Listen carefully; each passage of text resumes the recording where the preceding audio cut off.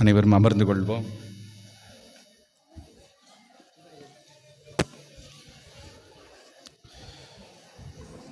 இன்றைய திருப்பலியானது நமது ஊரில் உள்ள ஒவ்வொரு குடும்ப கருத்துக்களுக்காக ஒப்புக் கொடுக்கப்படுகிறது. இந்த கொடியேற்ற திருப்பலியிலே பங்கெடுக்கக்கூடிய ஒவ்வொருடைய எண்ணங்கள், ஏக்கங்கள், எதிர்பார்ப்புகள் அனைத்தும் நிறைவேற சிறப்பாக ஜெபிக்கப்படுகின்றது.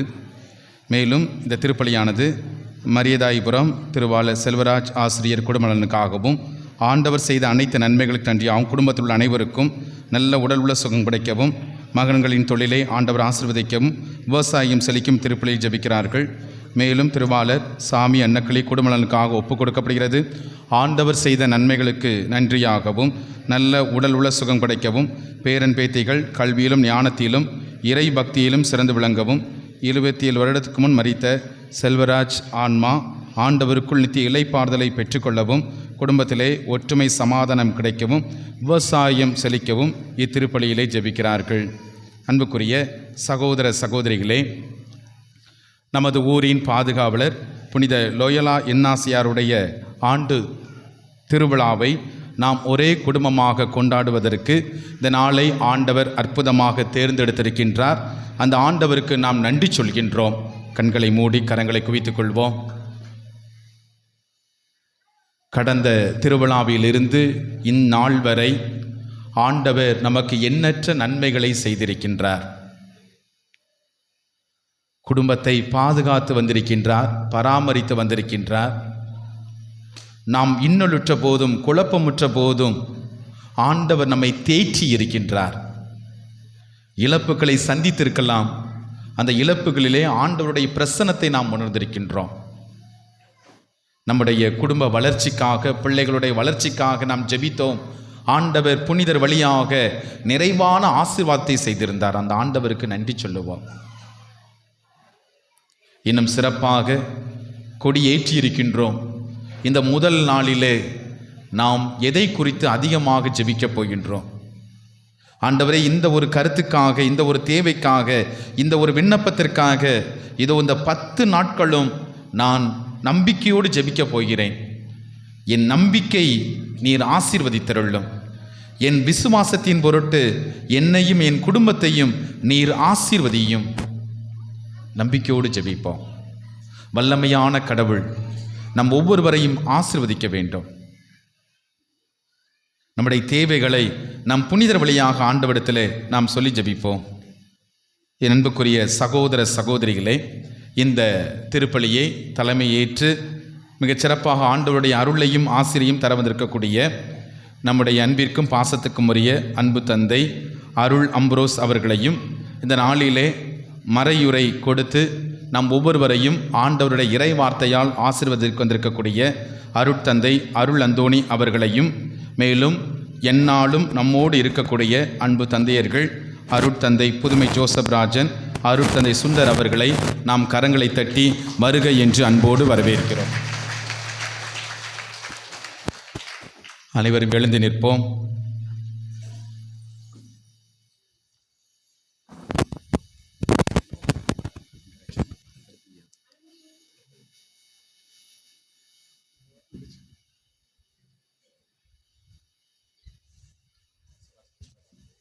அன்பின் திருப்பயணிகளாய், இறை இயேசுவின் அன்புமிக்க குருகுலமே, இறைகுலமே, உங்கள் அனைவரையும் இந்த திருவிழா திருப்படைக்கு அன்புடன் வரவேற்கின்றேன்.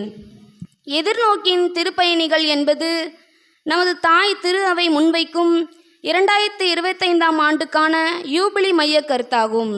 இந்த யூபிலி ஆண்டு நம்மை ஒவ்வொருவரையும் புதிய நம்பிக்கையோடும் உற்சாகத்தோடும் வாழ்வின் பாதையில் திருப்பயணியாக காண அழைக்கிறது.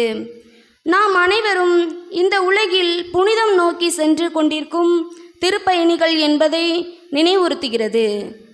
இந்த மகத்தான யூபிலி ஆண்டின் ஆவியில் அன்பின் திருப்பயணிகளாய் என்ற தரப்பில் நாம் இன்று சிந்திக்க அழைக்கப்படுகிறோம். ஏனெனில் அன்பே கிறிஸ்துவ வாழ்வின் இதய துடிப்பாகும். புனித பவுல் சொல்வது போல, நமக்கு எல்லாவற்றையும் கொடுப்பதாக இருந்தாலும் அன்பில்லாவிடில் அதற்கு எதுவும் மதிப்பில்லை. எனவே இயேசுவின் அன்பே நம்மை தொடர்ந்து அழைக்கிறது. பகிர்ந்து கொள்ள, மன்னிக்க, சகிப்புத்தன்மையுடன் நடக்க, கருணையுடனும் அமைதியுடனும் வாழ அழைக்கிறது. எனவே யூபிலி ஆண்டின் இந்த முயற்சி நம்மை இறையரசை நோக்கி அன்புடனும் நம்பிக்கையுடனும் ஒரு திருப்பயணமாக முன்னேற வைக்கட்டும். அன்புடனும் வாழ்வின் எதிர்நோக்குடனும் அன்பின் திருப்பயணிகள் ஆவோம். தந்தை மகன் தூயாவியாரின் பெயராலே ஆமென். நம் ஆண்டவராகிய இயேசு கிறிஸ்துவின் அருளும் கடவுளின் அன்பும் தூய ஆவியானவரின் நட்புறவும் உங்கள் அனைவரோடும் இருப்பதாக. ஆன்மாவோடும் இருப்பதாக. அன்புக்குரிய சகோதர சகோதரிகளே, அருமையாக இந்த நாளில் இந்த திருவிழாவை தொடங்கியிருக்கிறோம். யூபிலி ஆண்டு என்பது மகிழ்ச்சியின் ஆண்டு. கடவுள் இந்த மீட்பின் வழியாக நமக்கு மகிழ்ச்சியை தந்திருக்கிறார். அதை கொண்டாட இந்த அருமையான திருவிழா நமக்கு பயன்படுகிறது.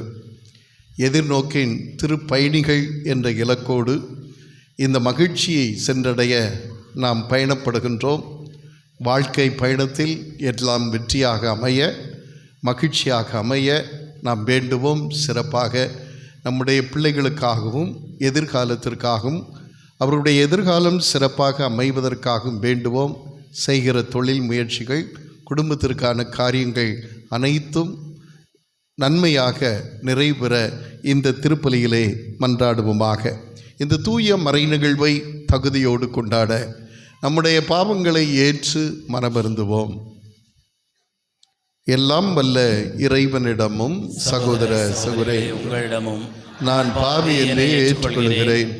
ஏனெனில் என் சிந்தனையாலும் சொல்லாலும் செயலாலும் கடமையில் தவறியதாலும் பாவங்கள் பல செய்தேன். என் பாவமே, என் பாவமே, என் பெரும் பாவமே. ஆகையால் எப்பொழுதும் கன்னியான புனித மரியாதையும் வானதூதர் புனிதர் அனைவரையும் சகோதர சகோதரிகளை உங்களையும் நம் இறைவனாகிய ஆண்டவரிடம் எனக்காக வேண்டிக் கொள்ள மன்றாடுகிறேன். எல்லாம் வல்ல இறைவன் நம்மீது இரக்கம் வைத்து நம் பாவங்கள் அனைத்தையுமே மன்னித்து நம்மை நிறைநல் வாழ்வுக்கு அழைத்து செல்வாராக. ஆமென்.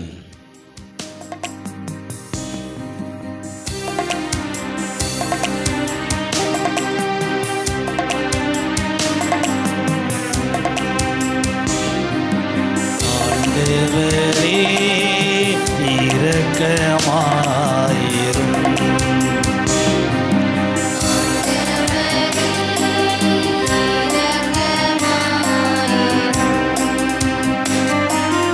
கிறிஸ்துவே இரக்கமாயிரும்.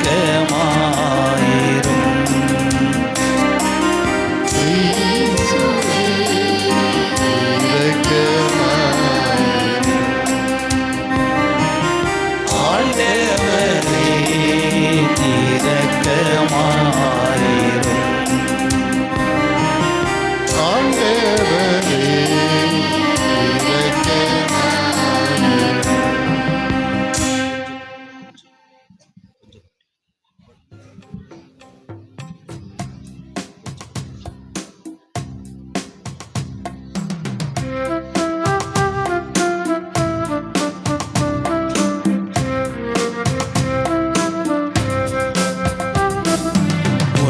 உன்னதங்களிலே கடவுளுக்கு மாட்சி உண்டாகுக. உலகினிலே அமைதி உண்டாகுக. புகழ்கின்றோம் யாமும் உம்மையே, வாழ்த்துகின்றோம் இறைவனே.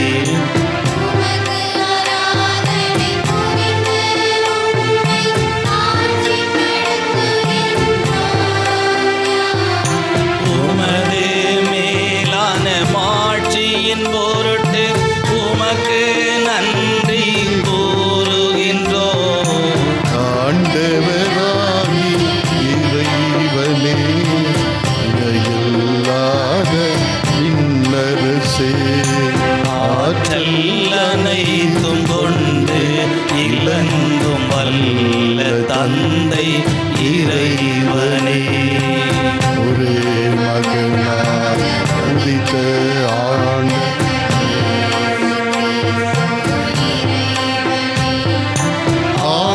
ஆண்டவராகிய இறைவனே, இறைவனின் திருச்செம்மறியே,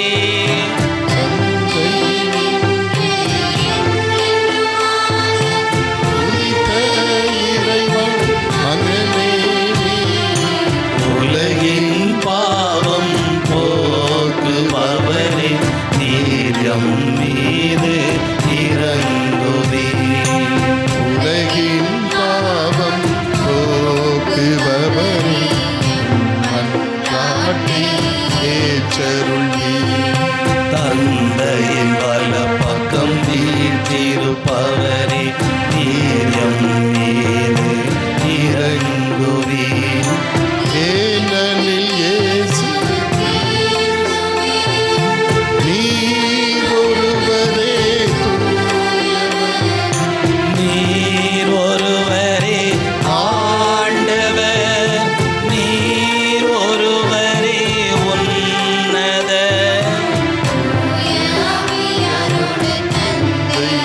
இறைவனின் மாட்சி இருப்பவர்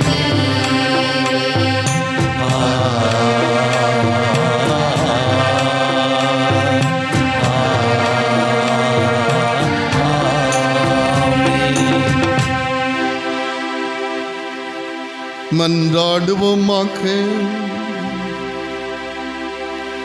இறைவா,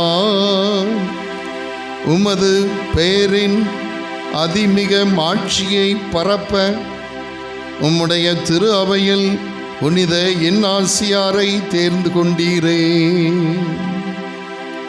அதனால் அவருடைய உதவியினாலும் எடுத்துக்காட்டாலும் மண்ணுலகில் தீமைகளை எதிர்த்து போராடவும் விண்ணுலகில் அவரோடு வெற்றி வாகை சூடவும் எங்களுக்கு அருள்வீராக.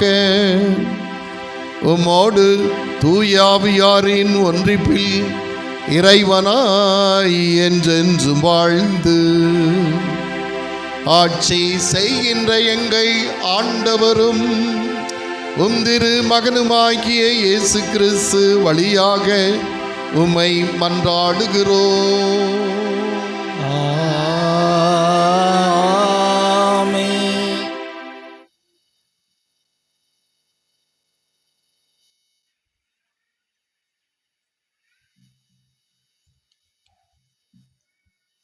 முதல் வாசகம் முன்னுரை.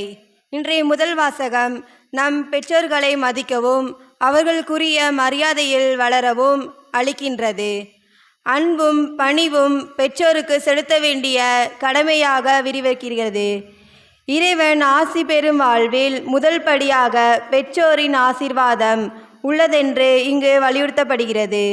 பெற்றோர் மீது அன்புடன் நடந்து கொள்வது இறைவனை மகிழ்விக்கின்ற புனித செயலாகும். இதனால் நம் வாழ்வில் நிம்மதியும் நீடித்த வாழ்வும் அருளப்படும் என்ற என் வார்த்தைகளுக்கு கவனமுடன் செவி கொடுப்போம்.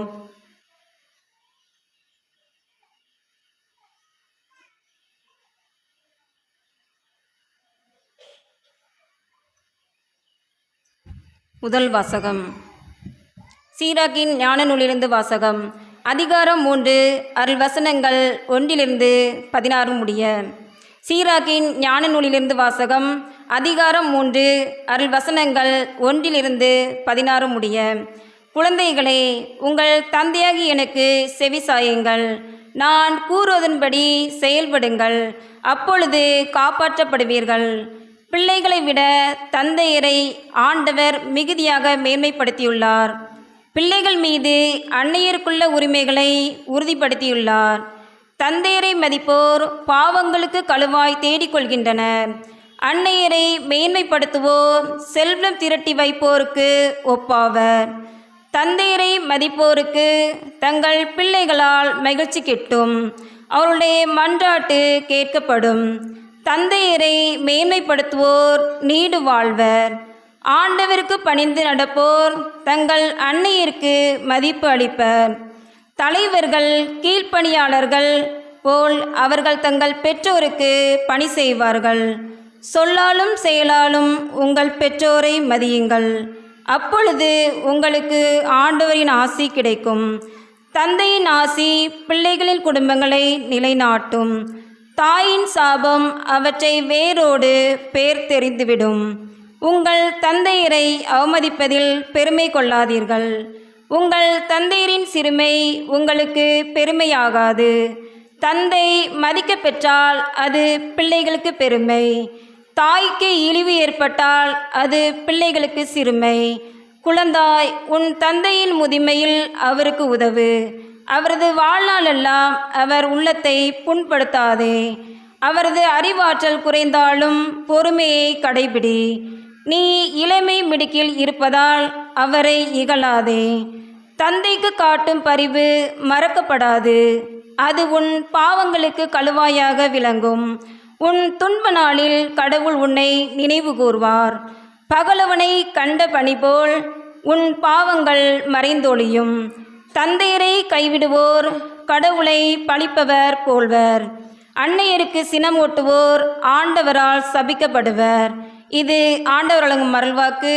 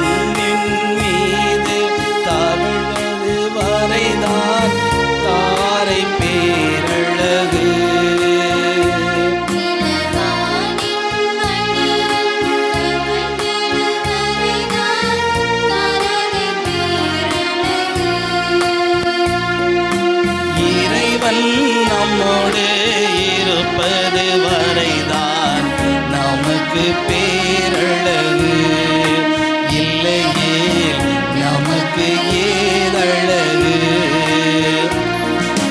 நீ இல்லாமல் நான் இல்லை, நின்னருளின்றி கதியில்லை. வாழ்விலும் தாழ்விலும் என்னுடன் இருந்தால் என் வாழ்க்கை பேரழகு, இல்லையே என் வாழ்வில் ஏதழகு. இறைவா என் வாழ்வில் ஏதழகு.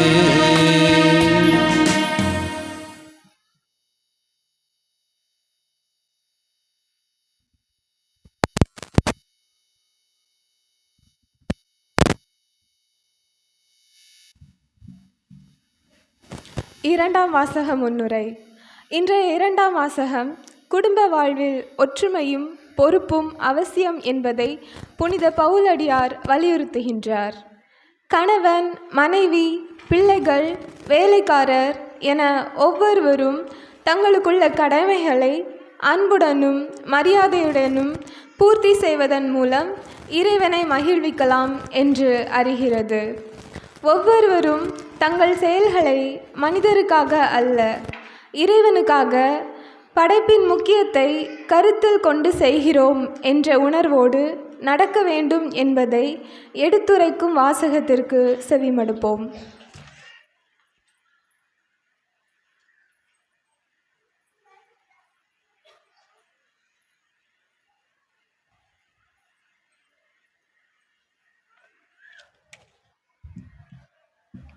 இரண்டாம் வாசகம். கொலைசீருக்கு எழுதிய திருமுகத்திலிருந்து வாசகம். அதிகாரம் 3, அருள்வசனங்கள் 18 25 முடிய. திருமணமான பெண்களே, உங்கள் கணவருக்கு நீங்கள் பணிந்திருங்கள். ஆண்டவரை சார்ந்து வாழ்வோருக்கு இதுவே தகும். திருமணமான ஆண்களே, உங்கள் மனைவியாரிடம் அன்பு செலுத்துங்கள், அவர்களை கொடுமைப்படுத்தாதீர்கள். பிள்ளைகளே, உங்கள் பெற்றோருக்கு முற்றிலும் கீழ்ப்படியுங்கள். ஆண்டவரை சார்ந்தவர்களுக்கு இதுவே தகும். பெற்றோர்களே, உங்கள் பிள்ளைகளுக்கு எரிச்சல் மூட்டாதீர்கள். அப்படி செய்தால் அவர்கள் மனம் தளர்ந்து போய்விடுவார்கள். அடிமைகளே, இவ்வுலகில் உள்ள உங்கள் தலைவர்களுக்கு முற்றிலும் கீழ்ப்படியுங்கள். மனிதர்களுக்கு உகந்தவர்களாக மாறும் வேலைகளை செய்வதாக காட்டிக்கொள்ளாமல் ஆண்டவருக்கு அஞ்சி முழு மனதோடு வேலை செய்யுங்கள். நீங்கள் செய்கின்ற அனைத்து வேலைகளும் மனிதருக்காக அல்ல, ஆண்டவருக்காகவே செய்கிறீர்கள் என உணர்ந்து உளமாற செய்யுங்கள். அதற்கு கைமாறாக ஆண்டவர் உங்களுக்கு உரிமை பேறு அருள்வார் என்பது தெரியும் அல்லவா? நீங்கள் உங்கள் ஆண்டவர் கிறிஸ்துவுக்காகவே வேலை செய்யுங்கள். ஏனெனில் ஆள் பார்த்து செயல்படாத கடவுள் நேர்மையற்றவர்களுக்கு அவரது நேர்மையற்ற செயலுக்கேற்ப பயனை கைமாறாக அளிப்பார். இது ஆண்டவர் வழங்கும் அருள்வாக்கு.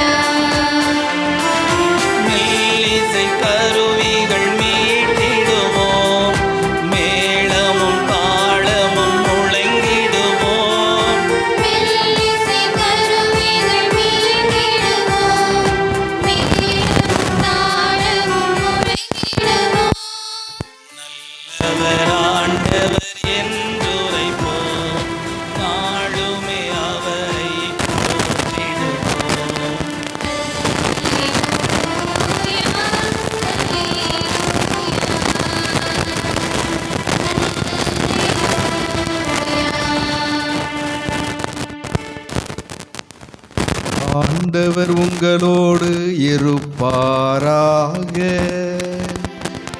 உம் ஆன்மாவோடும் இருப்பாராக. லூக்கா எழுதிய தூய நற்செய்தியிலிருந்து வாசகம்.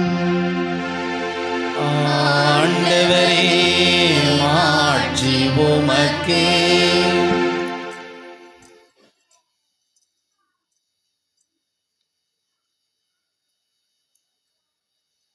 அதிகாரம் 19 இறை வார்த்தைகள் 1 முதல் 10 முடிய.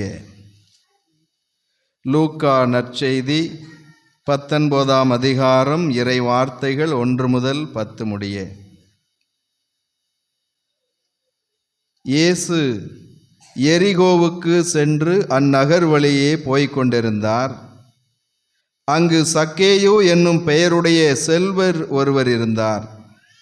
அவர் வரி தண்டுவோருக்கு தலைவர். இயேசு யார் என்று அவர் பார்க்க விரும்பினார். மக்கள் திரளாய் கூடியிருந்ததால் அவரை பார்க்க முடியவில்லை.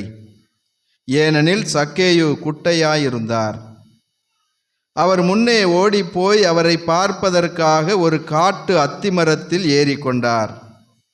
இயேசு அவ்வழியேதான் வரவிருந்தார். இயேசு அந்த இடத்திற்கு வந்தவுடன் அன்னார்ந்து பார்த்து அவரிடம், சக்கேயு, விரைவாய் இறங்கி வாரும், இன்று உமது வீட்டில் நான் தங்க வேண்டும் என்றார். அவர் விரைவாய் இறங்கி வந்து மகிழ்ச்சியோடு அவரை வரவேற்றார். இதை கண்ட யாவரும், பாவியிடம் தங்கப் போயிருக்கிறாரே இவர் என்று முணுமுணுத்தனர். சக்கேயு எழுந்து நின்று, ஆண்டவரே, என் உடைமைகளில் பாதியை ஏழைகளுக்கு கொடுத்து விடுகிறேன். எவர் மீதாவது பொய்க்குற்றம் சுமத்தி எதையாவது கவர்ந்திருந்தால் நான் அதை 4 மடங்காக திருப்பி கொடுத்து விடுகிறேன் என்று அவரிடம் கூறினார். இயேசு அவரை நோக்கி, இன்று இந்த வீட்டிற்கு மீட்பு உண்டாயிற்று. ஏனெனில் இவரும் ஆபிரகாமின் மகனே. இழந்து போனதை தேடி மீட்கவே மானிட மகன் வந்திருக்கிறார் என்று சொன்னார். ஆண்டவரின் அருள்வாக்கு. கிறிஸ்துவே உமக்கு புகழ்.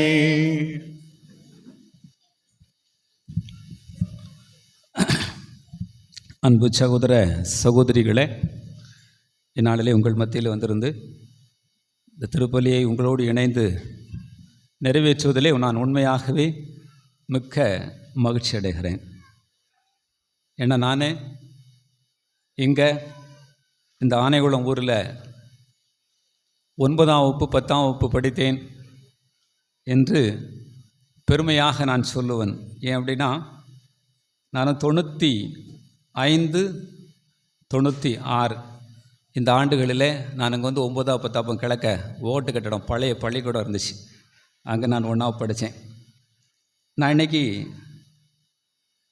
புண்ணியவனம் போயிட்டு நான், எங்கள் அம்மா, தம்பி பிள்ளைங்க வந்துட்டு இருக்கும்போது ஒரு காரியம் இதை கடந்து போனோம். அப்போ கூட அதை பற்றி நான் யோசிக்கலை. திரும்பி வருகிற பொழுது எங்கள் அண்ணன் வீட்டுக்காரமாக எல்லாம் திரும்பி இன்றைக்கி வந்துட்டு இருந்தோம்.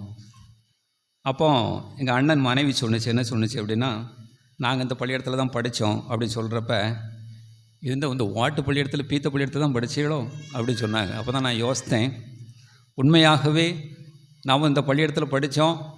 இன்றைக்கு வந்து ஆண்டவர் நம்மை வந்து இந்த ஆணுலத்தில் படிச்சுட்டு வெளியே போனதுக்கப்புறம் நிச்சயமாகவே ஆண்டவர் நம்மை வந்து ரொம்ப ஒசத்தி இருக்கிறார் அப்படிங்கிறது நான் புரிந்து கொள்கிற பொழுது, என்னோடு படித்த இந்த ஊரில் நண்பர்கள் இங்கே 2 பேர் படித்தாங்க, சேஸ்ராஜ், ஜெயபால், என்னுடைய கிளாஸ்மேட்ஸு. அதனால் என்னுடைய நண்பர்கள் இந்த ஊரில் ஒவ்வொருவரையும் இன்றைக்கு நான் பார்க்குற போது எனக்கு மிக்க மகிழ்ச்சியாக இருக்கிறது. இந்த இடத்துல தான் நம்ம படித்தோமா, இன்றைக்கு ஆண்டவர் நம்ம எவ்வளவு ஆசீர்வாதத்துக்கு என்பதை பார்க்கிற பொழுது மிக மகிழ்ச்சியாக இருக்கிறது. எனவே ஆனையோட ஊர் மக்கள் ஒவ்வொருவருக்கும் கிறிஸ்தவ சமூகத்துக்கு என் மனமார்ந்த நன்றிகளை நான் அந்த வேளையிலே உரித்தாக்கிக் கொள்கிறேன். அன்பு சகோதர சகோதரிகளே, பழைய நினைவு. முன்னால் நான் வருகிற பொழுது இப்போ தான் எனக்கு தெரியுது, இந்த இந்த இடத்துக்கு நான் வந்திருக்கிறேன். முன்னால் வந்திருக்கிற பொழுது இதை நம்முடைய அருள் தந்தை அருள் அம்புரு சட்டிகளார் அவர்கள் தான் கட்டியிருக்கிறாங்க அப்படின்னு சொல்லி இந்த கல்வெட்டை பார்க்கும்போது எனக்கு ஞாபகம் வந்துச்சு. அதான் ஃபாதர்கிட்ட கூட கேட்டேன், இது உங்களுடைய முதல் ஆலயமா அப்படின்னு கேட்டேன். இல்லை, இது எனக்கு 2வது பங்கு அப்படின்னு சொன்னாப்புல. 2வது பங்குன்னா அதுக்கு முன்னால் நிறைய ஆலயங்களை நிச்சயமாகவே கட்டியிருப்பார். இருந்தாலும் கூட இந்த ஆலயத்துக்கு நிச்சயமாகவே அவர் அதிகமாக இந்த கட்டி எழுப்புவதற்கு உழைத்திருப்பார். உங்களுடைய அன்பை எல்லாம் வென்றிருப்பார். என்றாலும் கூட இன்றைக்கு உங்களுடைய பாசத்துக்குரிய தந்தை அருளம்பூர் அடிகளார் அவர்களுக்கு மனமாற கைதட்டி ஒரு வாழ்த்து சொல்லுது. அதுக்கு அடுத்தபடியாக பக்கத்தில் இருந்திருக்கிறாரு, பக்கத்தில் தான் இங்கே இப்பவும் இருக்கார் சுரண்டையில். அவர் வந்து கோபுரத்தை அந்த கட்டில்வெட்டை பார்க்குற பொழுது அவரை நான் நினைவு கூர்ந்தேன். எவ்வளோ அதிகமான ஒரு வேலையை நீங்கள் பார்த்துருக்கீங்க. ஆனாச்சு உங்களுக்கும் வாழ்த்துக்கள். சாமி எல்லாம் வாழ்த்து சொல்லிடுங்க.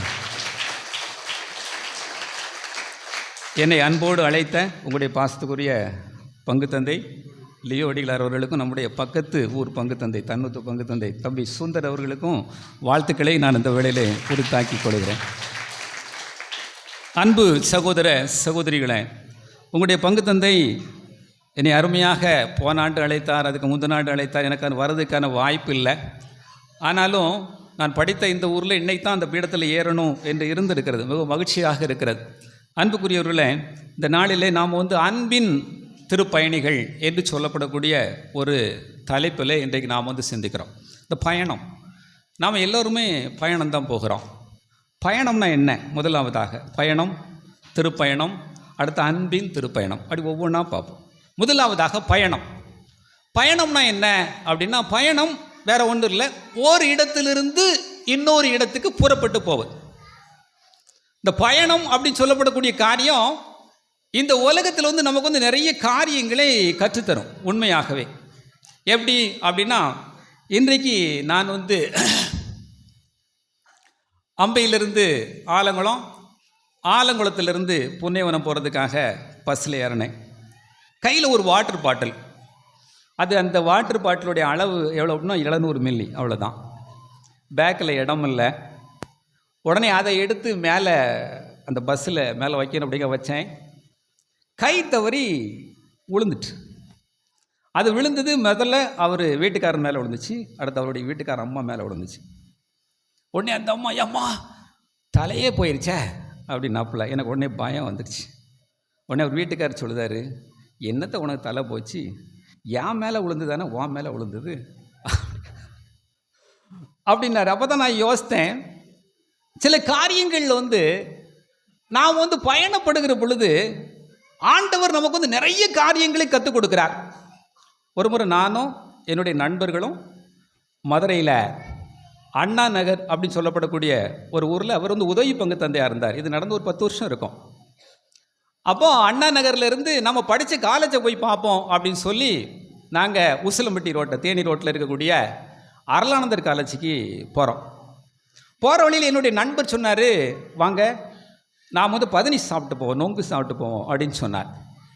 உடனே நாங்கள் வந்து என்ன பண்ணோம் அப்படின்னா, அந்த இப்போ அது 4 ways போட்டிருக்கிறாங்க, அது பக்கத்தில் ஒரு பன்னி வாக மரம், அந்த மரத்துக்கடியில் ஒருத்தர் வந்து 15 நொங்கு எல்லாம் போட்டிருக்கிறார். உடனே இறங்கி சரி 15 சாப்பிடுவோம் அப்படி சொன்ன உடனே இது என்ன அப்படி பேசிகிட்டு இருந்தோம். அப்போ அவர் வந்து என்னுடைய பேச்சை வச்சு கண்டுபிடிச்சிட்டார். கண்டுபிடிச்சி, தம்பி நீங்கள் எந்த ஊர் அப்படின்னு கேட்டார். உடனே நான் சொன்னேன், எனக்கு சுரண்டை பக்கத்தில் வாடியூர். ஆனாச்சு நீங்கள் எங்கள் ஊர் அப்படின்னு சொன்ன உடனே அவர் சொன்னார், எனக்கு சேந்தம்பரம் பக்கத்தில் கடையாருட்டி அப்படின்னு சொன்னார். அப்படியே ரொம்ப சந்தோஷம். உடனே அவர் சொன்னார், தம்பி நீங்கள் இந்த பையனையே குடிக்காதங்க அப்படின்னாரு. எதுக்குண்ணே அப்படின்னு கேட்டேன். உடனே அவர் சொன்னார், நீங்கள் குடிக்காதங்க, நம்மளாம் சொந்தக்காரங்க அப்படின்னு. உடனே நான் சொன்னேன், யோ ஊரில் இருக்கும்போதெல்லாம் உனக்கு நான் சொந்தக்காரனா தெரியலை. நான் வேற ஊர், நீ வேற ஊர், நான் வேற சாமி, நீ வேற சாமி. அப்போ வெளியூர் போனோடனே நம்மளாம் சொந்தக்காரங்களாகிட்டோம். அப்படித்தானே நம்ம ஊர் இன்னைக்கு அப்படித்தானே நடக்கு. இன்னைக்கு பாருங்க, சேந்தமரத்தில், ஆனோளத்தில், தன்னூத்தில், திருமலத்தில். அப்போ அந்த பயணம் அப்படின்னு சொல்லப்படக்கூடியது நமக்கு நிறைய காரியங்களை கற்றுத்தரும். அதுக்கடுத்து நம்ம ஃபாதர் ஒருத்தர் என்னை பார்க்க வந்திருந்தார், என்னுடைய வகுப்பு தோழர். அவர் அமெரிக்காவில் படிச்சுட்டு இருக்கிறார். கொஞ்சம் ஆள் சிவப்பாக இருப்பார், சிதம்பரபுரத்துக்காரரு. இப்போ அவங்க சேந்தமரம் இந்த சங்கரங்கோயிலில் இருக்கிறாங்க, ஜெகன் அவர் பேர். அப்போ என்னை பார்க்க வந்தார். உடனே நான் சொன்னேன், நண்பா நல்ல சிவப்பாயிட்ட, நீ தளத்துன்ட்டு இருக்க அப்படி சொன்ன உடனே அவன் கொஞ்சம் சோப்பாக தான் இருப்பான் பார்க்குறதுக்கு. உடனே அவன் சொன்னான், அப்படிலாம் சொல்லாதடா, அமெரிக்காவுக்கு போன உடனே தான் தெரியுது நம்மளெல்லாம் கருப்பேன் எப்படிங்க அப்படின்னு சொன்னான். அப்போ நாம் வந்து ஒரு ஊர்லேருந்து இன்னொரு ஊருக்கு நாம் வந்து போகிற பொழுது நமக்கு நிறைய காரியங்கள் வந்து தெரிய வருகிறது. நாம் வந்து எப்படிலாம் இந்த உலகத்தில் வாழ்ந்துட்டு இருக்கோம் அப்படின்ட்டு. அதுக்கு அடுத்தபடியாக என்னுடைய ஆசிரியர் ஒருத்தர், நான் வந்து மனோன்மணி சுந்தரனார் யூனிவர்சிட்டியில் சோசியாலஜி சமூகவியல் அப்படின்னு சொல்லி ஒரு பாடம் இருக்கிறது. அதை படிக்கிறதுக்காக போனேன். அப்போ அங்கே சாம் அப்படின்னு சொல்லி ஒரு ப்ரொஃபஸர், நான் படிக்கல, ஆனால் இன்கம்ப்ளீட் எம்ஏ. அப்போ அவர் வந்து என்னை சொன்னார், இன்கம்ப்ளீட் ஆன உடனே சொன்னார், படிச்சிருக்கலாம், அது நல்ல படிப்பிடலாம் அப்படின்னு சொன்னார். அப்போ வேணாம் சார், எனக்கு இந்த படிப்பு மேலே ரொம்பலாம் விருப்பம் இல்லை அப்படின்னு சொன்னேன். உடனே அவர் சொன்னார், நீங்கள் வந்து ஒரு எதுக்காக ஒரு படிப்பு மேலே உங்களுக்கு ஒரு ஆர்வம் வரணும் அப்படின்னா, நீங்கள் வந்து ஒரு முறை வாய்ப்பு கிடைத்தா டெல்லியில் போய் ஜவஹர்லால் நேரு யூனிவர்சிட்டி JNU இருக்குது, அங்கே நீங்கள் போய் வாய்ப்பு கிடைச்சா நீங்கள் வந்து ஒரு தடவை அதை விசிட் பண்ணுங்கள், போய் பாருங்கள் அப்படின்னு சொன்னார். அப்போ நான் சரி போய்த்தான் பார்ப்போமே ஒரு முறை அப்படி சொல்லிட்டு, நான் கேனலில் படிக்கிறப்ப என்னுடைய நண்பர்கள் அந்த பகுதியில் உள்ளவங்களோட சரி போயிட்டு வருவோம் அப்படின்ட்டு போனேன். பெங்களூரில் இருந்தேன். அப்போ தம்பி இல்லையோ உங்களோட இருந்தார் அப்போ அந்த டைமில். அப்போ அங்கே போன பிறகு தான் எனக்கு தெரியுது, அங்கே உள்ள பசங்க எல்லாருமே இரவுலையும் உட்காந்து படிச்சுக்கிட்டு இருக்கான். நாம் பார்க்காத புத்தகத்தெல்லாம் படிச்சுட்டு இருக்கிறான். அங்கே ஒரு ஓல்டு புக்ஸ், பழைய புத்தக தெரு ஒன்று இருக்குது. அந்த தெருவில் போனோம்னா புக்கு அப்படியே குமிச்சு குமிச்சு போட்டிருக்கிறாங்க. இப்போ இதில் எங்கே உள்ள புக்கியா அப்படின்னு கேட்டால் சொல்கிறாங்க, இதெல்லாம் அந்த யூனிவர்சிட்டியில் இந்த பிள்ளைய வெளியே வெளியே படிச்சுட்டு கொண்டாந்து போட்ட புத்தகம் அப்படின்னு சொல்கிறாங்க. நான் அது பிறகு தான் பார்த்தேன், இதில் பாதி ஒரு எள்ளளவு கூட நம்ம என்ன செய்யலை, படிக்கலை. அப்போ இந்த உலகத்தில் பயணம் அப்படின்னு சொல்லப்படக்கூடியது நமக்கு நிறைய காரியங்களை கற்றுத் தருகிறது. நாம் எப்படி அறிவில் குறைஞ்சிருக்கோம், நாம் எப்படி இந்த உலகத்தில் மற்றவங்களோட உறவுல சின்னத்தனமாக இருக்கோம், நாம் எப்படி இந்த உலகத்தில் வந்து நிறைய விஷயங்களில் தெரிந்து கொள்ளாமல் நாம் தெரிஞ்சவன் போல இந்த உலகத்தில் நடிக்கும் அப்படிங்கிறதெல்லாம் நாம் பயணம் போகிற போது தான் நமக்கு தெரிய வருகிறது. இந்த உலகத்தினுடைய அறிவே, இந்த உலகத்தில் வந்து நாம் கற்றுக்கொள்ள வேண்டிய விஷயங்களே நிறையா வந்து நம்ம வீட்டில் இருக்கும்போது தெரிய வர்றதில்லை, மாறாக நம்ம பயணம் போகிற போது தான் தெரிய வருது. சில காரியம் எப்போ தெரியும் அப்படின்னா, நம்ம ஆஸ்பத்திரிக்கு போகும்போது தான் தெரியும். நம்ம வீட்டுக்குள்ளே உட்காந்துக்கிட்டே இருப்போம், வெளியே போக மாட்டோம். நமக்கு ஆனவளம் தான் பெரிய ஊராக தெரியும். ஊரை விட்டு வெளியே போனோடனே டாக்டர், என்ன தம்பி சுகர் வந்துருச்சா, வெளியே போனாண்ட அப்படிம்பார். அப்போ தான் தெரியும் நம்ம இன்னும் நிறைய நடக்க வேண்டியிருக்கு, பயணப்பட வேண்டியிருக்கிறது.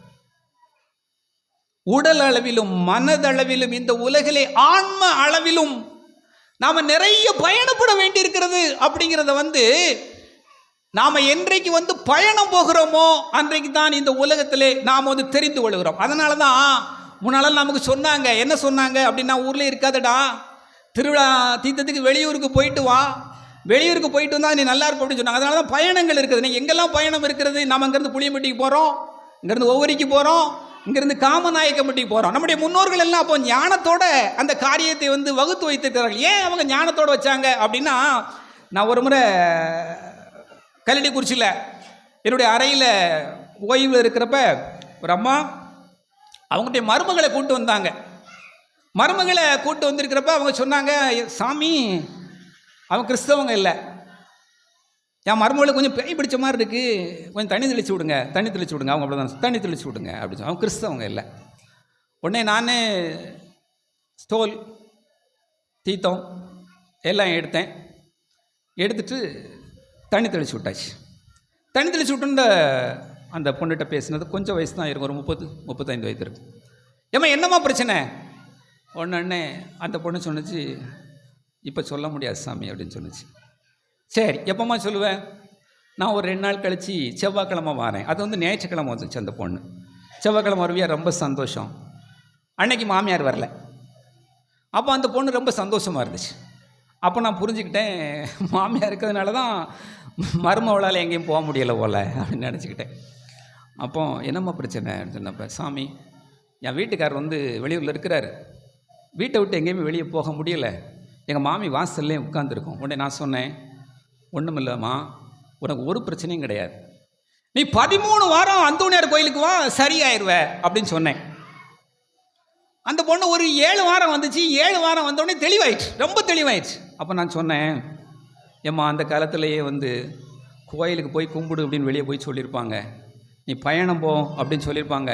நீ நடைப்பயணம் போ அப்படின்னு சொல்லியிருப்பாங்க. காரணம் என்ன அப்படின்னா, உள்ளே கிடந்தால் தான் உனக்கு பேய் வந்துடுமா. உனக்கு பிடிச்ச பேய் உன் மாமியா பேய் தான்.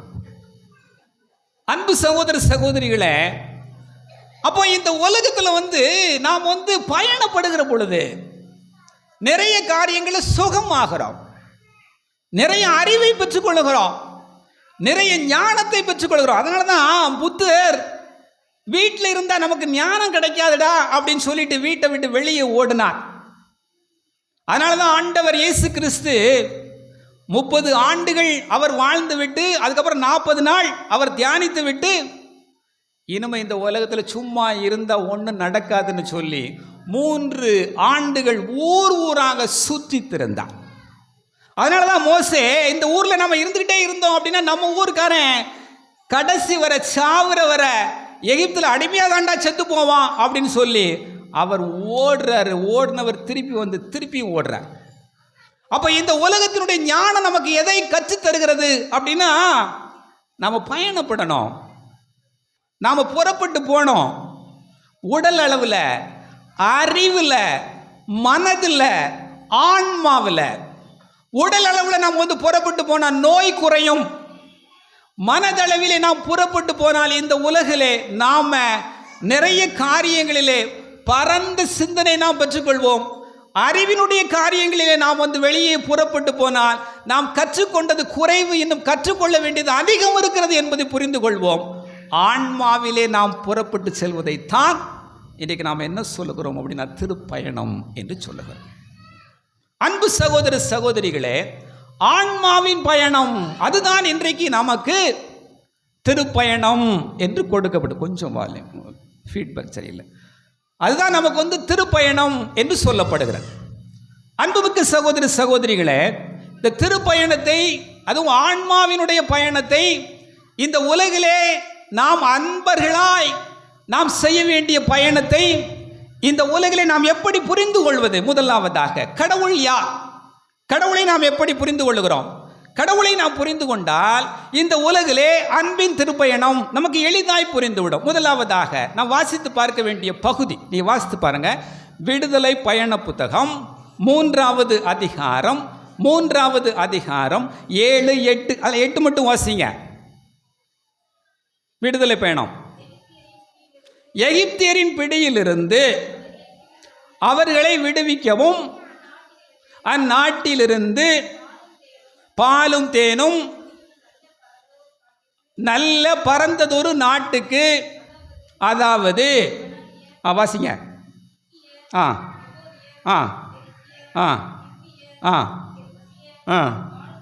வாழும் நாட்டிற்கு அவர்களை நடத்தி செல்லவும் இறங்கி வந்துள்ளேன். முதலாவதாக இந்த பயணத்தை, திருப்பயணத்தை புரிந்து கொள்வதற்கு முன்பாக நாம் முதலாவதாக புரிந்து கொள்ள வேண்டிய காரியம், நம்மை இந்த உலகிலே படைத்த கடவுள் யார்?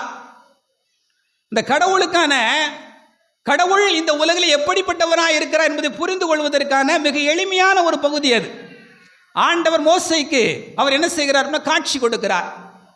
மோசேக்கு காட்சி கொடுக்கிற பொழுது, நான் எதுக்கு இங்கே வந்திருக்கிறேன் அப்படின்னு சொல்கிறேன். அப்போ அழகாக சொல்கிறார் பாருங்க, நான் வந்து இந்த ஊருக்கு எதுக்கு வந்திருக்கிறேன் அப்படின்னா, முதலாவதாக நீ தெரிந்து கொள், என் மக்களாகி இஸ்ராயேல் மக்கள் எகிப்திலே அவர்கள் படக்கூடிய துன்பத்தையும் துயரத்தையும் நான் கண்ணால் கண்டேன், காதால் கேட்டேன். அதனால் இன்றைக்கு நான் அவர்களை இந்த எகிப்திய தேசத்திலிருந்து அழைத்து பாலும் தேனும் பொழியும் கானான் தேசத்துக்கு அழைத்து செல்ல நான் இறங்கி வந்திருக்கிறேன். அப்போ நீங்கள் நல்லா பாருங்கள், கடவுள் யார் இந்த உலகிலே? முதலாவதாக கடவுள் இந்த உலகிலே பயணப்படுபவர். கடவுள் இந்த உலகிலே ஓர் இடத்தில் இருப்பவர் அல்ல. அதனால்தான் கடவுளிடம் சொல்லப்படுகிறது, கடவுள் தூணிலும் இருப்பார், துரும்பிலும் இருப்பார், எல்லா இடத்துலையும் இருப்பார். அப்படின்னா கடவுள் பயணப்பட்டு கொண்டே இருப்பார். இங்கே கடவுள் எப்படி பயணப்படுகிறார்? நான் மேலே இருக்கக்கூடிய கடவுள் இல்லை, நான் நீங்கள் படக்கூடிய கஷ்டத்தை துன்பத்தை எல்லாத்தையும் பார்த்துட்டேன். பார்த்ததுனால என்னால் அங்கே உட்காரவே முடியலை. அப்போ அவர் என்ன சொல்கிறாரு, நான் அங்கே இருந்து கீழே வந்துட்டேன். எதுக்கு வந்திருக்கிறேன் அப்படின்னா, என்னுடைய மக்கள் படக்கூடிய துன்பத்தை பார்த்து இந்த எகிப்திய தேசத்திலிருந்து அவர்களை பாலும் தேனும் பொழியும் கானான் தேசத்திற்கு அழைத்து செல்ல வந்திருக்கேன். அப்போ பாருங்கள், கடவுள் என்ன சொல்கிறாரு, நீ துன்பப்படுற கஷ்டப்படுற இந்த ஊரில் இருந்து நான் பாலும் தேனும் பொழியும் கானான் தேசத்துக்கு அழைச்சிட்டு வந்து, பாலும் தேனும் பொழியும் கானான் தேசத்தை அவர்கள் பார்த்து விட்டார்களா அப்படின்னா இன்னும் பார்க்கல.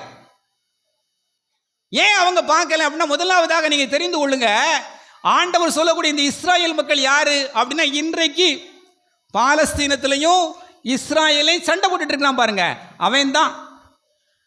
அந்த மக்களை குறித்து தான் ஆண்டவர் சொல்றாரு. யார் அடிமையாக இருந்து ஒரு பகுதியிலிருந்து இன்னொரு பகுதிக்கு கடவுளுடைய துணையால் வந்தாங்களோ, அவங்க பயணம் புறப்பட்டு வந்தாங்க, கடவுளுடைய துணையோடு வந்தாங்க. கடவுள் தான் எப்படிப்பட்டவர் என்று அவர்களுக்கு காட்டினார். ஆனால் அவர்கள் கடவுளுடைய பயணத்தை முழுமையாய் புரிந்து கொள்ளவில்லை. அதனால தான் இன்னைக்கும் அந்த ஊரில் சண்டை போடுதான். இன்னைக்கும் அவனை என்ன செய்ய முடியவில்லை அப்படின்னா, பக்கத்தில் இருக்கிறவனை ஏற்றுக்கொள்ள முடியவில்லை. அதனால தான் மிக அழகாக வாசிக்கிறோம். லூக்கா நற்செய்தி 19வது அதிகாரம், லூக்கா நற்செய்தி 19வது அதிகாரம் 37வது வசனம். அதுக்கு முன்பாக 29 வாசிங்க.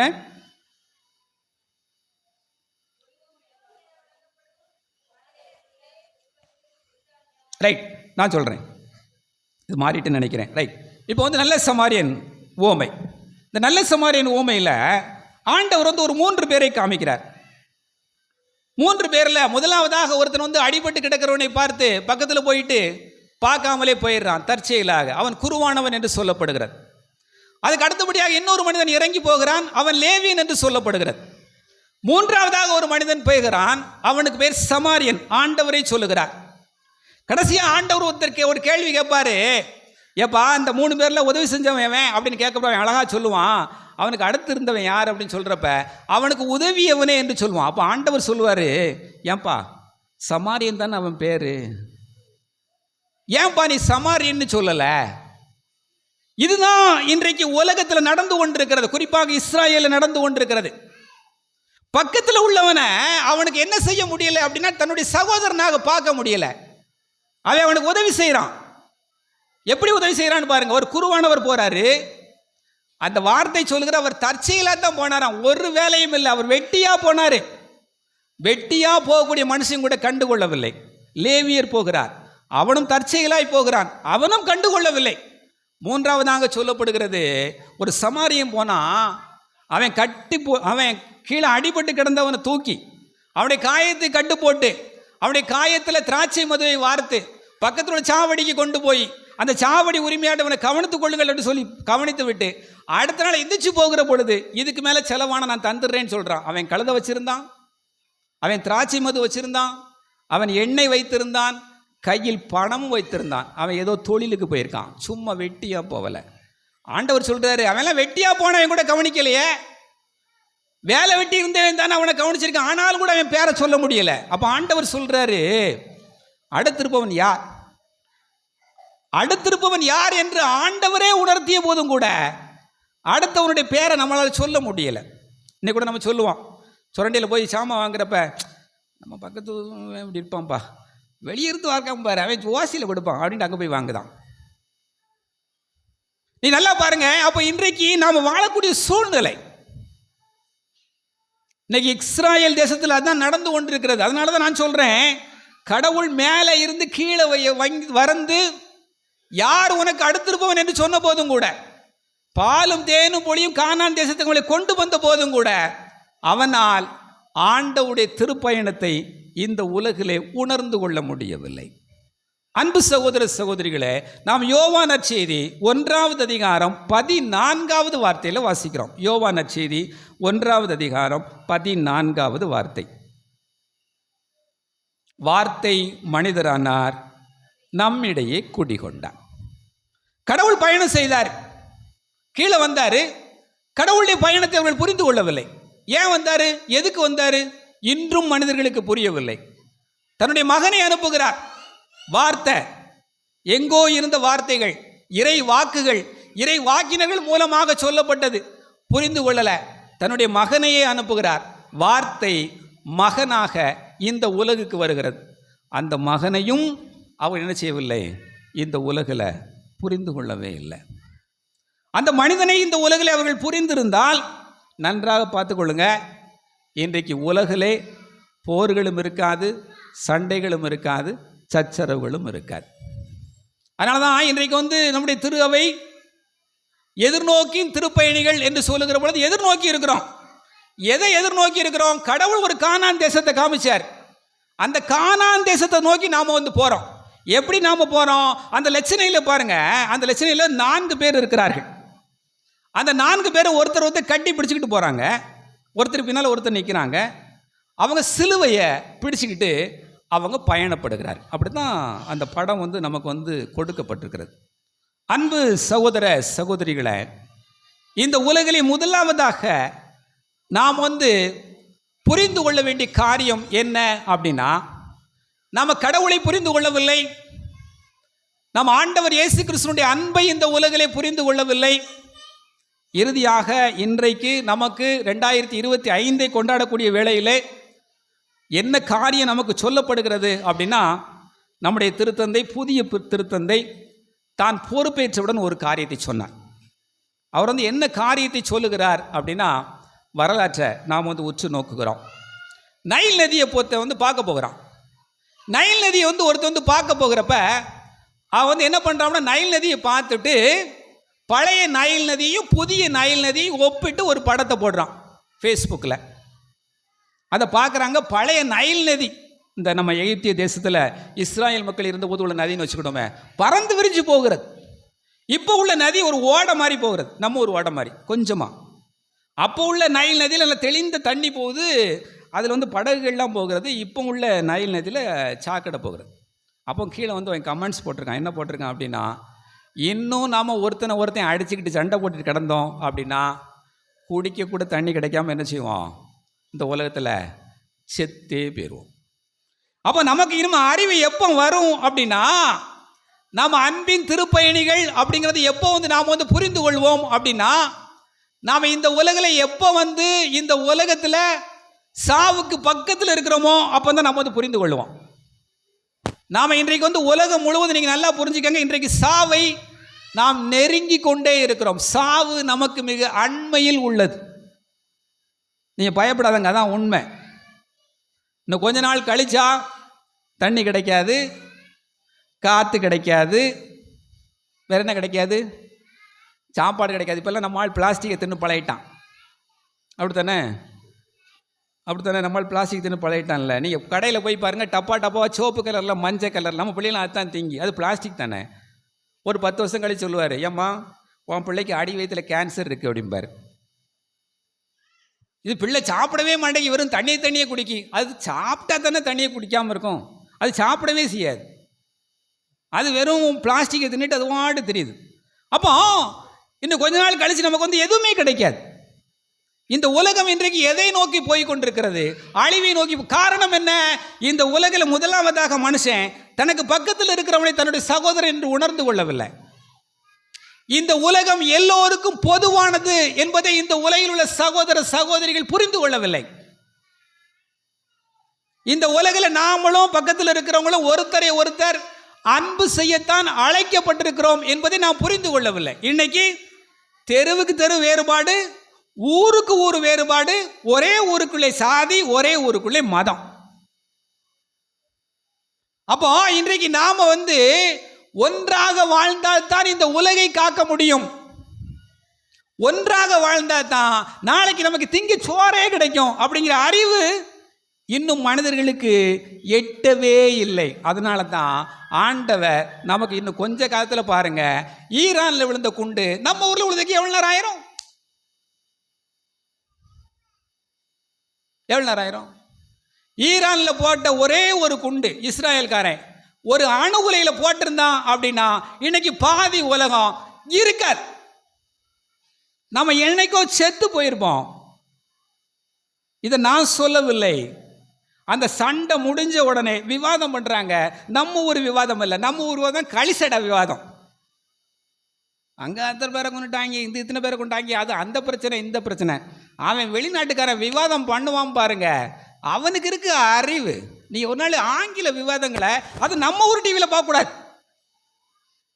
நம்ம ஊர் டிவியில் ஆங்கில விவாதத்தை பார்த்தீங்கன்னா அது இன்னும் கழிச்சு நடத்தணும்.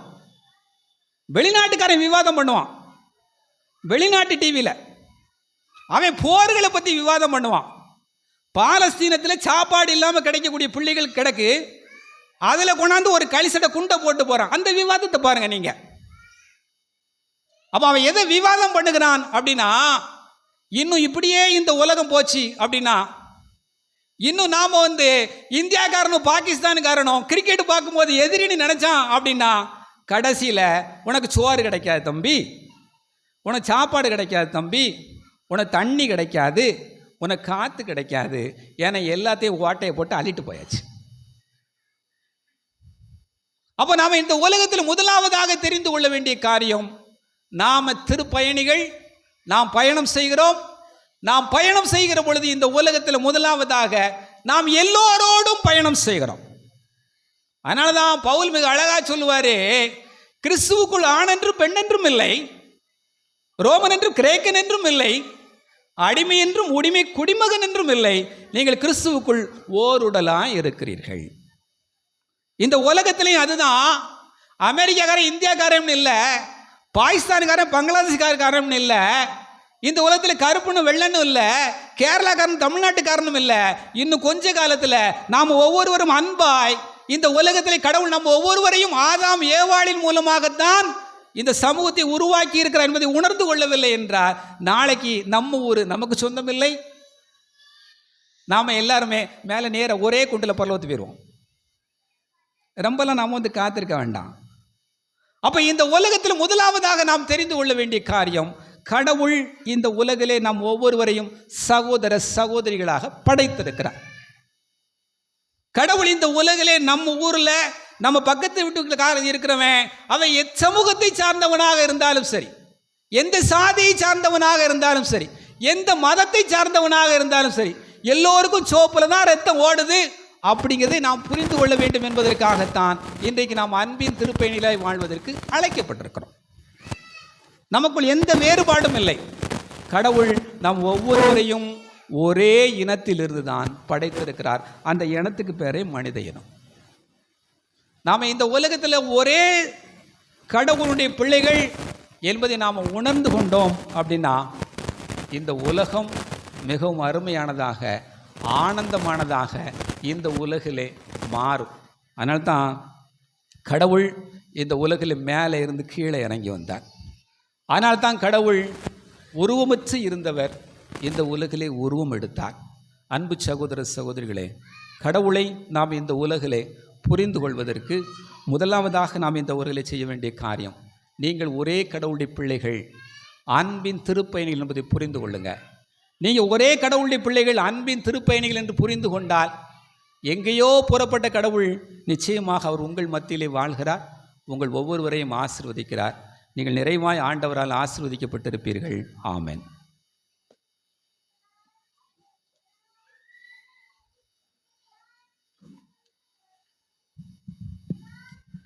அன்புமிக்க சகோதர சகோதரிகளை, அருள் பொங்கும் இந்த இனிமையான நேரத்தில் நமக்காக நம்முடைய வாழ்வு செழிக்க, நம்முடைய பயணம் அன்பின் பயணமாக வெற்றி பெற இந்த நேரத்தில் மன்றாடுவோமாக.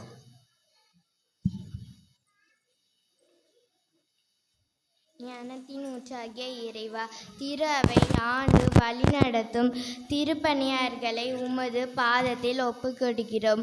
நீர் இவர்களை நிறைவாக ஆசீர்வதித்து தங்கள் மறையை அன்பின் திருப்பணிகளால் எல்லா மக்களையும் இறைவனிடம் கொண்டு சேர்த்து நிறை அருளை பெற்று தர வேண்டுமென்று இறைவா உம்மை மன்றாடுகிறோம்.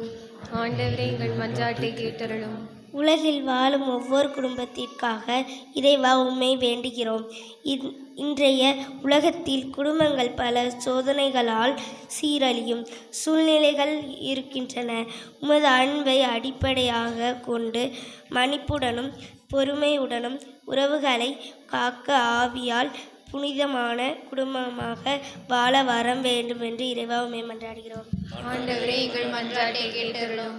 நாட்டை ஆளும் தலைவர்களுக்காக இறைவா உம்மை வேண்டுகிறோம். நாட்டு தலைவர்கள், அதிகாரத்தில் உள்ளோர், நீதிமன்றங்கள் மற்றும் அனைத்து நிர்வாகத்துறையினரும் இறை சிந்தனையை கொண்ட செயல் மூலமாக சமூகத்தில் அமைதி, நீதி, நம்பிக்கை வளர உதவ அன்புடன் பொறுப்புடனும் வழிநடத்த வேண்டும் என்று இறைவா உம்மை மன்றாடுகிறோம். ஆண்டவரே எங்கள் மன்றாட்டை கேட்டருளும். இளைஞர்கள் அனைவரும் எதிர்நோக்குடனும் இறை நம்பிக்கையுடனும் ஆள இறைவா உம்மை வேண்டுகிறோம்.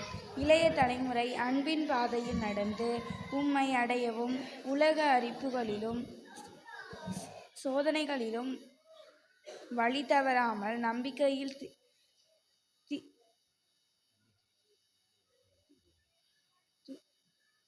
இளைஞர்கள் தங்கள் வாழ்வை அமைக்க வேண்டும் என்று இறைவா உம்மை வேண்டுகிறோம். ஆண்டவரே எங்கள் மன்றாட்டை கேட்டருளும். நோயால் தனிமையால் போராடும் சகோதர சகோதரிகளுக்காக இறைவா உம்மை வேண்டுகிறோம். நாங்கள் அன்பால் அவர்களுக்கு ஆறுதல் அளித்து அவர்களின் பாதையை ஒளியூட்டும் அவர்களது வாழ்க்கை மீண்டும் நம்பிக்கையின் வெளிச்சத்தில் சென்று அமைதி பெறும் நாட்களாக அவர்களை ஆசீர்வதிக்க உம்மை மன்றாடுகிறோம்.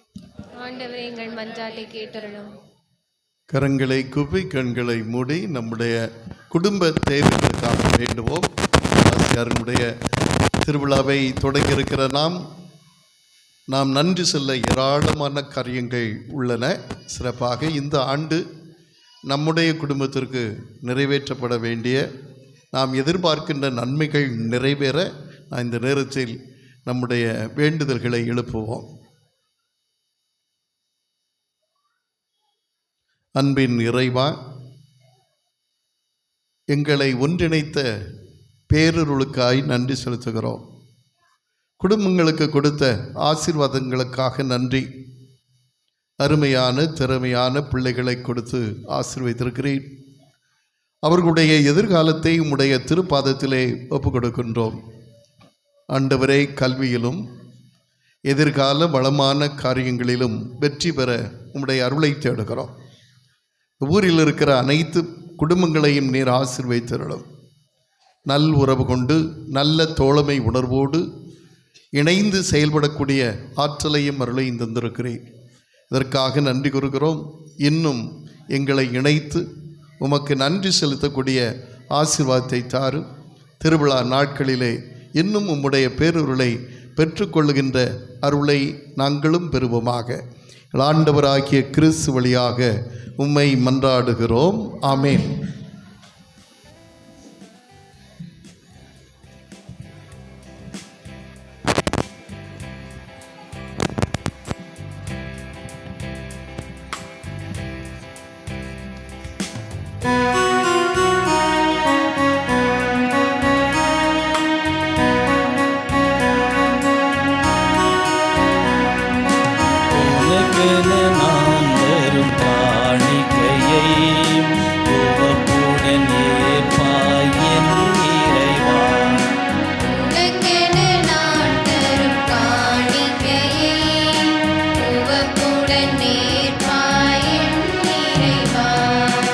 பலியாக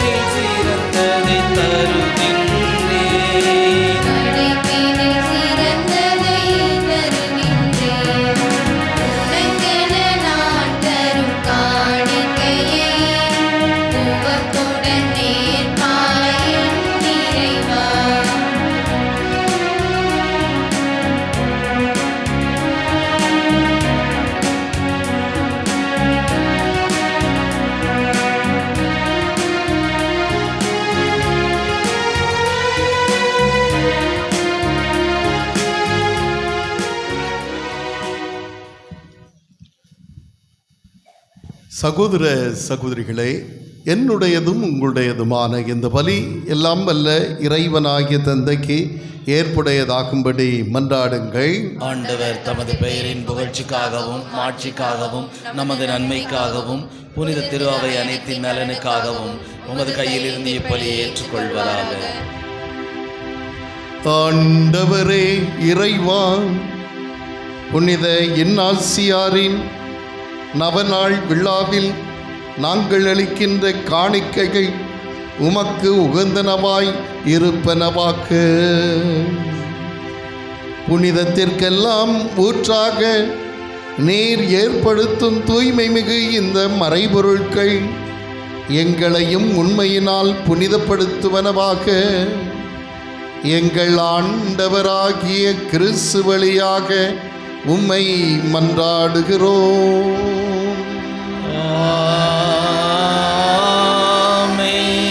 ஆண்டவர் உங்களோடு இருப்பாராக.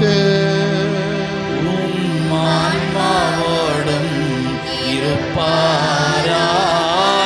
இதயங்களை மேலே எழுப்புங்கள். ஆண்டவரிடம் எழுப்பியுள்ளோம். நம் இறைவனாகிய ஆண்டவருக்கு நன்றி கூறுவோம். அது தகுதியும் நீதியும் ஆனதே. ஆண்டவரே தூயவரான தந்தையே, என்றுமுள்ள எல்லாம் வல்ல இறைவா, எந்நாளும் இவ்விடத்திலும் நாங்கள் உமக்கு நன்றி செலுத்துவது மெய்யாகவே தகுதியும் நீதியும் ஆகும். எங்கள் கடமையும் மீட்புக்குரிய செயலுமாகும். ஏனெனில் உம்முடைய புனிதர்களின் வியத்தகு சாட்சியத்தினால் உம்முடைய திரு அவை ஆற்றல் பெற்று வளமடைகிறது. இவ்வாறு எங்கள் மீது கொண்டிருக்கின்ற பரிவன்பை தெள்ளத் தெளிவாக காட்டுகிறேன். மேலும் எங்களது மீட்பின் மறை நிகழ்வை நாங்கள் நிறைவேற்றுவதில் அப்புனிதர்களின் சிறப்புமிக்க எடுத்துக்காட்டினால் தூண்டப்பெற்று அவர்களது பரிந்துரையால் என்றும் ஊக்கம் பெற அருளுகின்றேன்.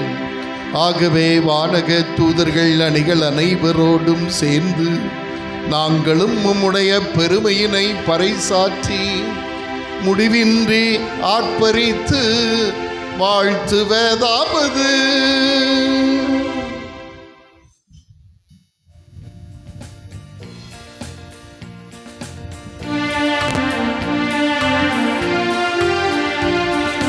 தூயவர் தூயவர் தூயவர் வான்படைகளின் கடவுளாம் ஆண்டவர். விண்ணகமும் மண்ணகமும் உமது மாட்சியால் நிறைந்துள்ளன. உன்னதங்களிலே ஓசன்னா, உன்னதங்களிலே ஓசன்னா. ஆண்டவர் பெயரால் வருகிறவர் ஆசி பெற்றவர். உன்னதங்களிலே ஓசன்னா, உன்னதங்களிலே ஓசன்னா.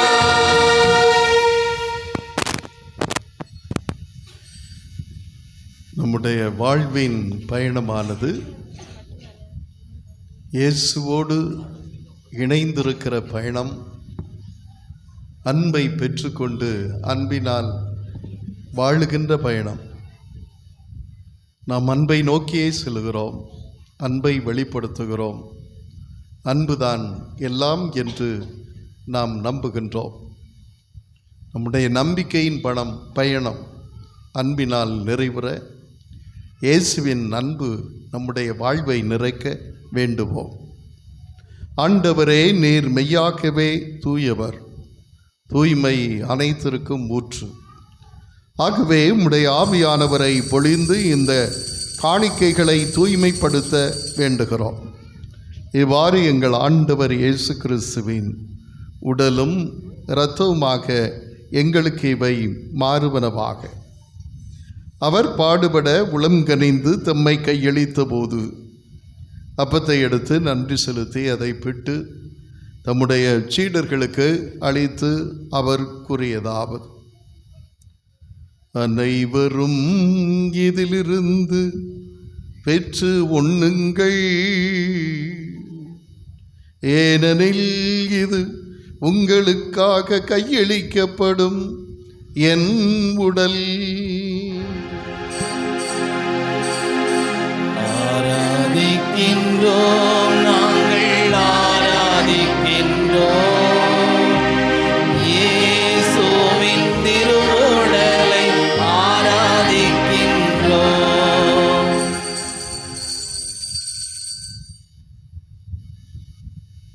அவ்வண்ணமே இரவு விருந்தை அருந்திய பின் கிண்ணத்தை எடுத்து நன்றி கூறி சீடர்களுக்கு அளித்து அவர் கூறியதாவது: அனைவரும் இதிலிருந்து பெற்று பருகுங்கள்,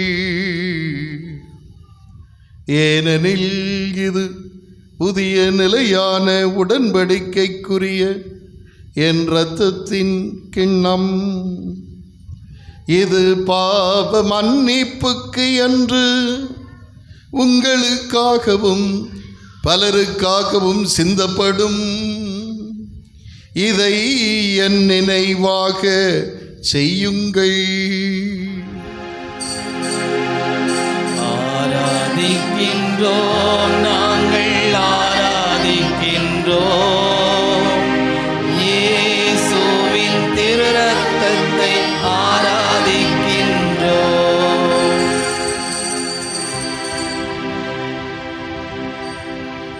நம்பிக்கையின் மறை பொருள். ஆண்டவரே, நீர் வருமளவும் உமது இறப்பினை அறிக்கையிடுகின்றோம், உமது உயிர்ப்பினையும் எடுத்துரைக்கின்றோம். ஆகவே ஆண்டவரே, நாங்கள் கிறிஸ்துவின் இறப்பினையும் உயிர்ப்பினையும் நினைகூர்ந்து வாழ்வு தருகின்ற அப்பத்தையும் மீட்பளிக்கின்ற கிண்ணத்தையும் உமக்கு ஒப்புக் கொடுக்கிறோம். உம்முடைய திருமுன் நின்று உமக்கு ஊழியம் புரிய தகுந்தவர்கள் என எங்களை ஏற்றுக்கொண்டீர். எனவே உமக்கு நன்றி செலுத்துகிறோம். மேலும் கிறிஸ்துவின் உடலிலும் இரத்தத்திலும் பங்கு கொள்ளும் எங்களை தூய ஆவியானவர் ஒன்று சேர்க்க வேண்டுமென தாழ்மையோடு உம்மை மன்றாடுகின்றோம்.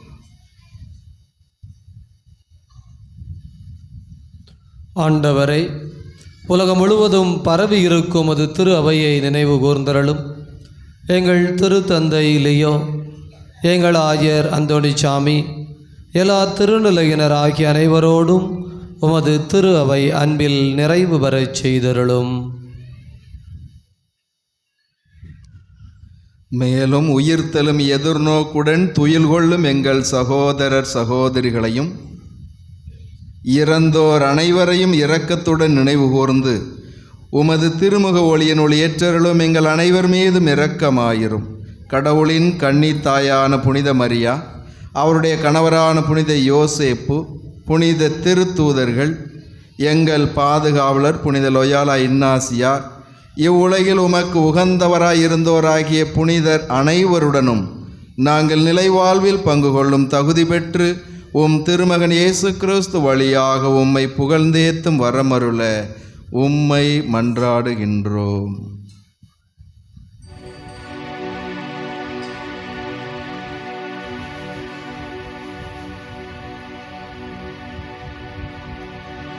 இவர் வழியாக இவரோடு இவரில் எல்லாம் வல்ல இறைவனாக்கிய தந்தையே, தூய ஆவியாரின் ஒன்றிப்பில் எல்லா புகழும் மாட்சியும் என்றென்றும் உமக்கு உரியதே.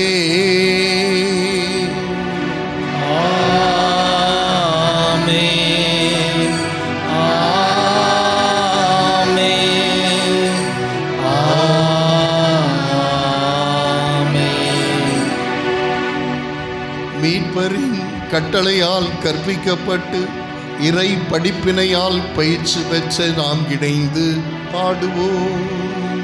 விண்ணுலகில் இருக்கிற எங்கள் தந்தையே, உமது பெயர் தூயது என போற்ற பெறுக. உமது ஆட்சி வருக.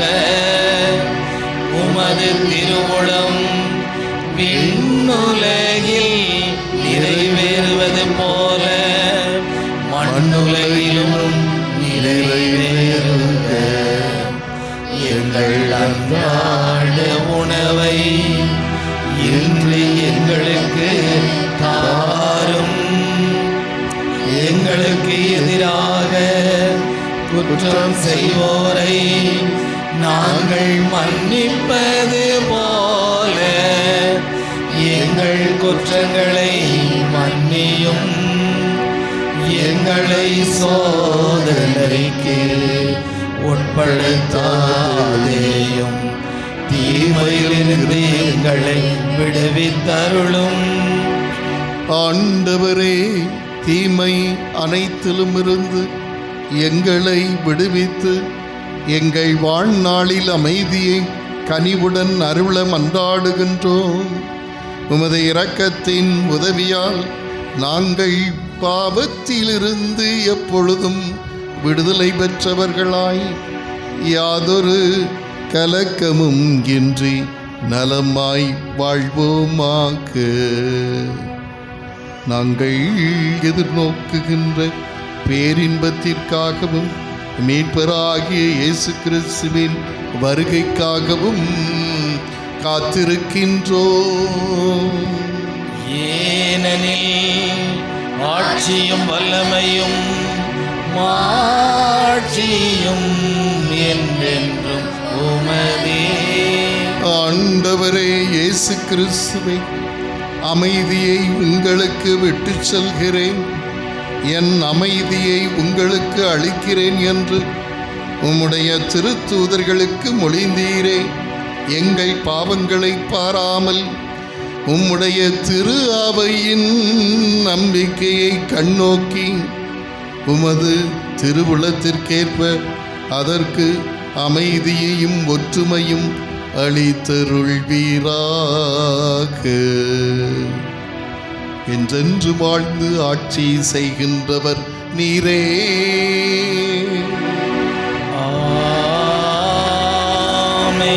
ஆண்டவருடைய அமைதி உங்கள் அனைவரோடும் இருப்பதாக. ஆன்மாவோடும் இருப்பதாக.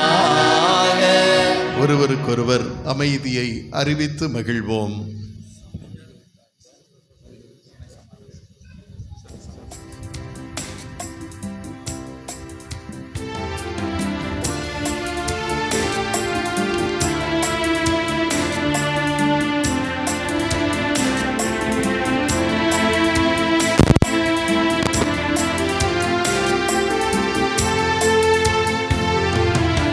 உலகின் பாவம் போக்கும் இறைவனின் செம்மறியே,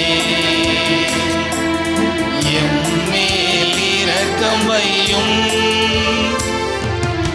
உலகின் பாவம் போக்கும் இறைவனின் செம்மறியே, எம்மேல் இரக்கம் வையும். உலகின் பாவம் போக்கும் இறைவனின் செம்மறியே,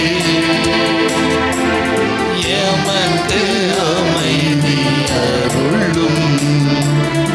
எமக்கு அமைதி அருளும்.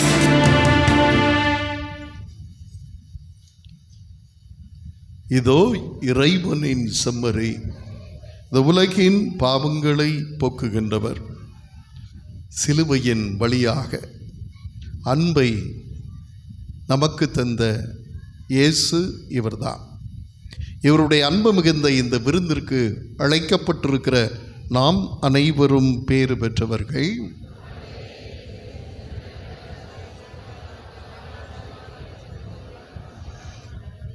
கிறிஸ்துவின் திருவுடலும் இரத்தமும் நம்மை காத்து நமக்கு நிறைநல் வாழ்வை வழங்குவதாக.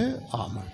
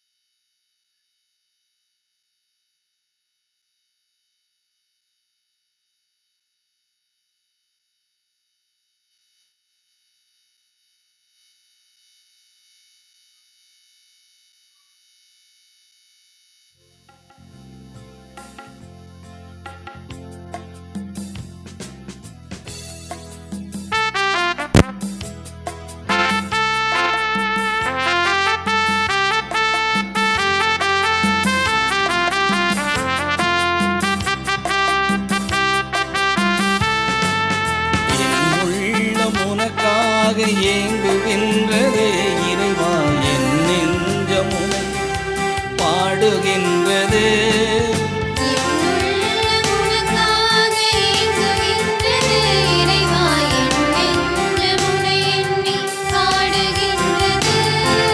வருவாயோ என்னுள் உறைவாயோ, நிறைவாக வாழ்வின் நிறைவாக.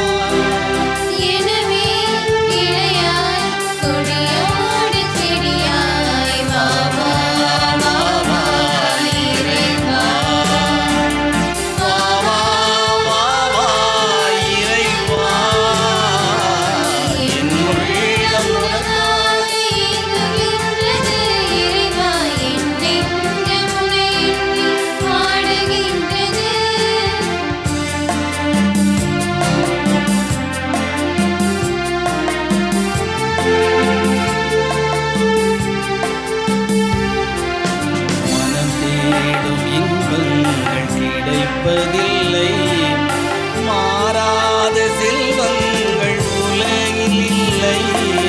பிரியாத சொந்தங்கள் தரையில்லை, இரவாத வாழ்வென்று இதற்றில்லை. நீதானே வாழ்வின் உணவாவாய், எனக்கு நிலையான வாழ்வின் வரம் தாராய் இறைவா.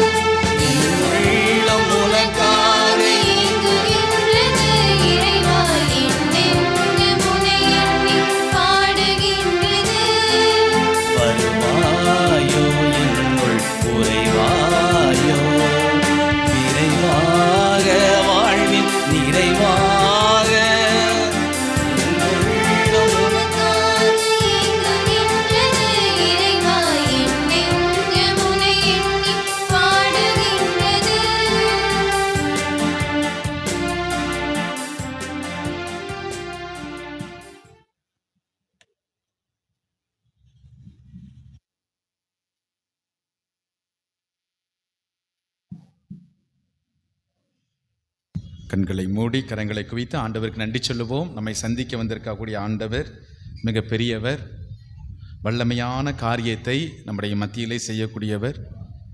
நம்மை தேடி வந்திருக்கிறார். தகுதியற்ற நிலையில் இருந்தாலும் தகுதியுள்ள பிள்ளைகளாக நம்மை மாற்றி இருக்கின்றார். அந்த ஆண்டவருக்கு நன்றி சொல்லுவோம். என்னை தேடி வந்த ஆண்டவரே உமக்கு நன்றி. இந்த கொடியேற்ற நாளிலே என்னுடைய வாழ்விலே இணைந்திருக்கக்கூடிய ஆண்டவரே உமக்கு நன்றி என்று சொல்லி அந்த ஆண்டவருக்கு நன்றி சொல்லுவோம்.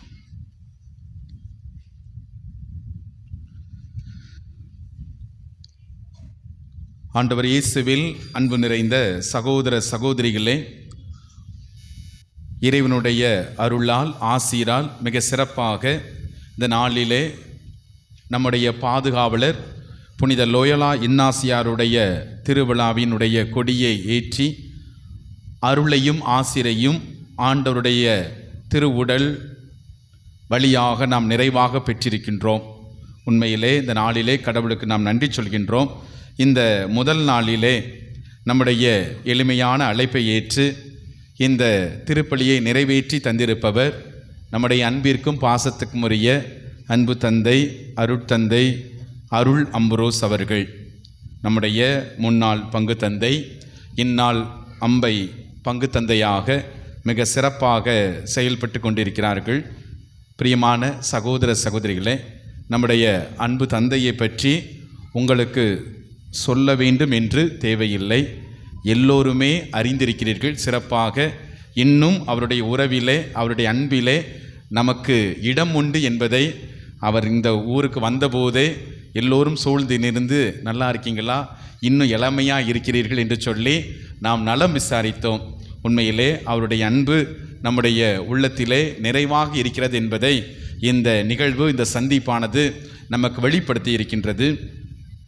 நம்முடைய அன்பு தந்தை நம்முடைய மறை மாவட்டத்தினுடைய பல்வேறு வளர்ச்சிக்கு அதிகமான பங்களிப்பை கொடுத்தவர் என்பதை நாம் மறுத்துவிட முடியாது. சிறப்பாக நம்முடைய மறை மாவட்டத்தினுடைய வரலாறாக இருக்கட்டும் அல்லது மறை மாவட்டத்தினுடைய மற்ற பணிகளிலே எப்போதும் தந்தை முன் நின்று மறை மாவட்டத்துக்காக வேலை செய்யக்கூடியவர்கள். அதோடு மட்டுமல்லாமல் விருந்தினர்களை மற்ற குருக்களை உபசரிப்பதிலும் அவர்களை உற்சாகப்படுத்துவதிலும் தந்தை அவர்கள் மிக சிறந்தவர்கள் என்பதை நான் பல நேரத்திலே பார்த்திருக்கின்றேன். அவர்களால் நான் அதிகமாக உற்சாகமூட்டப்பட்டிருக்கிறேன். பணி வாழ்விலும் உறவுகளிலும் நிறைவாக இருக்க வேண்டும் என்று தந்தை அவர்கள் கற்றுக் கொடுத்திருக்கிறார்கள். அதே போல சிறப்பாக இந்த கிரியேட்டிவிட்டி மினிஸ்ட்ரி என்று சொல்வார்கள், அந்த அற்புதமான ஒரு பணியை செய்யக்கூடியவர்கள்.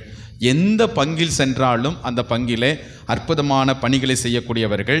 இந்த நாளிலே நம்முடைய அழைப்பை ஏற்று நமது ஊருக்கு வருகை தந்து நம்மோடு உள்ள உறவை இந்த திருப்பலி வழியாக புதுப்பித்து இருக்கிறார்கள். அன்பு தந்தை அருட்தந்தை அருள் அம்புரோஸ் அவர்களுக்கு நமது அன்பின் வெளிப்பாடாக கரங்களை தட்டி இந்த பொன்னாடையை போர்த்தி நாம் சிறப்பு செய்கின்றோம்.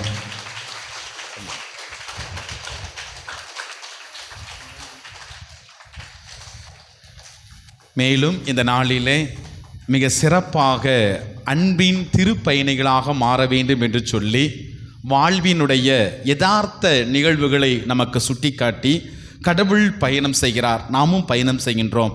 நம்முடைய பயணம் எப்படி இருக்க வேண்டும் என்பதை ஆழமாக இறை வார்த்தை வழியாக நமக்கு எடுத்து கூறியவர் நம்முடைய அன்பிற்கும் பாசத்துக்கும் உரிய அன்பு தந்தை அண்ணன் அருள் அந்தோணி அவர்கள். அண்ணன் அவர்கள் அம்பை வட்டார அதிபராக, கல்லிடைக்குறிச்சியினுடைய திருத்தல அதிபராக மிக சிறந்த முறையிலே செயல்பட்டு வருகிறார்கள். சிறந்த மறையுரையாளர், அதே போல உறவுக்கு முக்கியத்துவம் கொடுக்கக்கூடியவர்கள். பெங்களூரிலே படித்து கொண்டிருக்கின்ற பொழுது ஒரு அண்ணன் என்ற முறையிலே எங்கள் ஒவ்வொருவரையும் மிக சிறப்பாக வழிநடத்தியவர்கள், எங்களுடைய தேவைகளை பூர்த்தி செய்தவர்கள். அது மட்டுமல்ல, பல ஆண்டுகளாக நாம் சந்தித்தோம் என்றாலும் கூட எப்போதெல்லாம் சந்திக்கின்றோமோ அந்த உறவை அப்பப்போது புதுப்பித்து கொண்டு மீண்டும் அந்த உறவுக்கு புதிய அர்த்தத்தை கொடுக்கக்கூடியவர்கள்.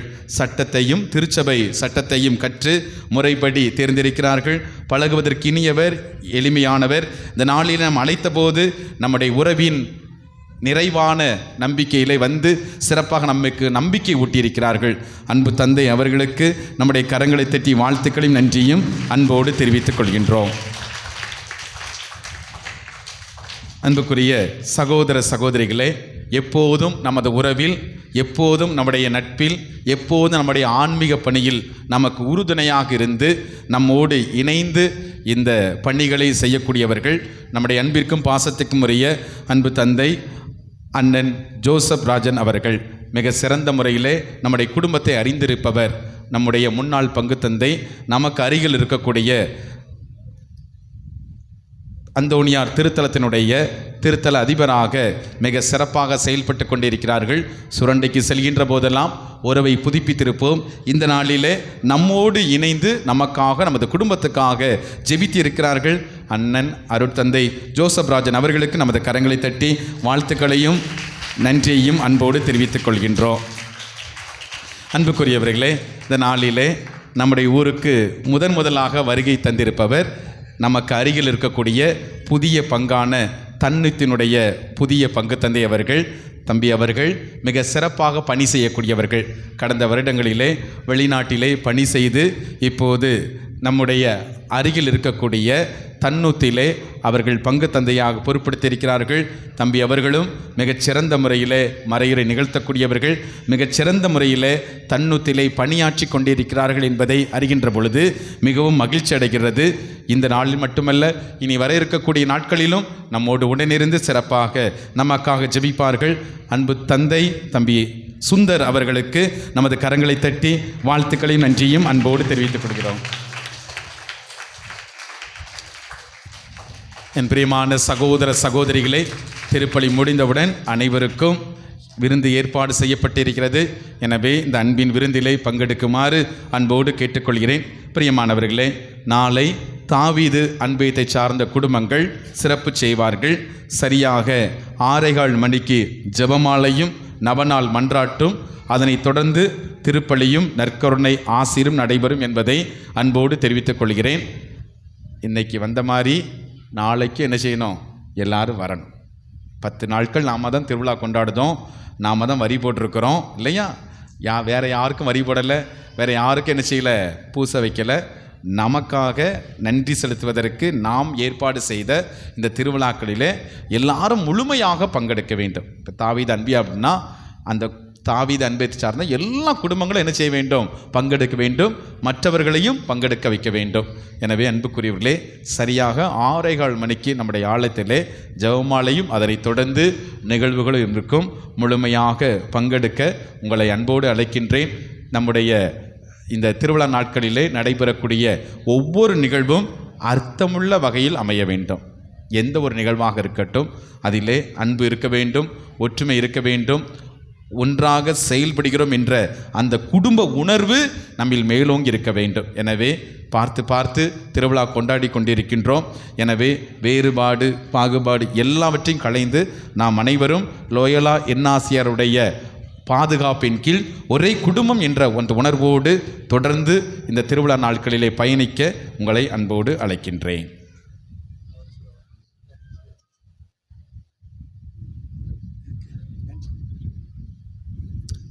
அன்பார்ந்த இறைமக்களே, புனித இன்னாசியனுடைய திருவிழா, கொடியேற்ற விழா இவ்வளவு சிறப்பாக நடைபெறுகிறது என்றால் அது அனைத்திற்கும் முத்தாப்பாய் இருப்பவர்கள் நம்முடைய பங்கு தந்தை அவர்கள். ஏனென்றால் ஒவ்வொரு காரியத்தையும் பார்த்து ரசித்து மிக அழகுற திறம்பட செயல்பட்டு கொண்டிருக்கின்றார்கள். அனைத்திலும் அனைத்துமாக இருந்து அனைவரையும் தம் அன்பால் அரவணைத்து நாம் அனைவரையும் அன்பின் திருப்பயணங்களாய் வழிநடத்த கொண்டிருக்கின்ற நம்முடைய பாசமுகு பங்கு தந்தை லியோ அவர்களுக்கு இறைமக்கள் சார்பாக இந்த பொன்னாடையை பொறுத்து கரங்கள் தட்டி மகிழ்ச்சியை.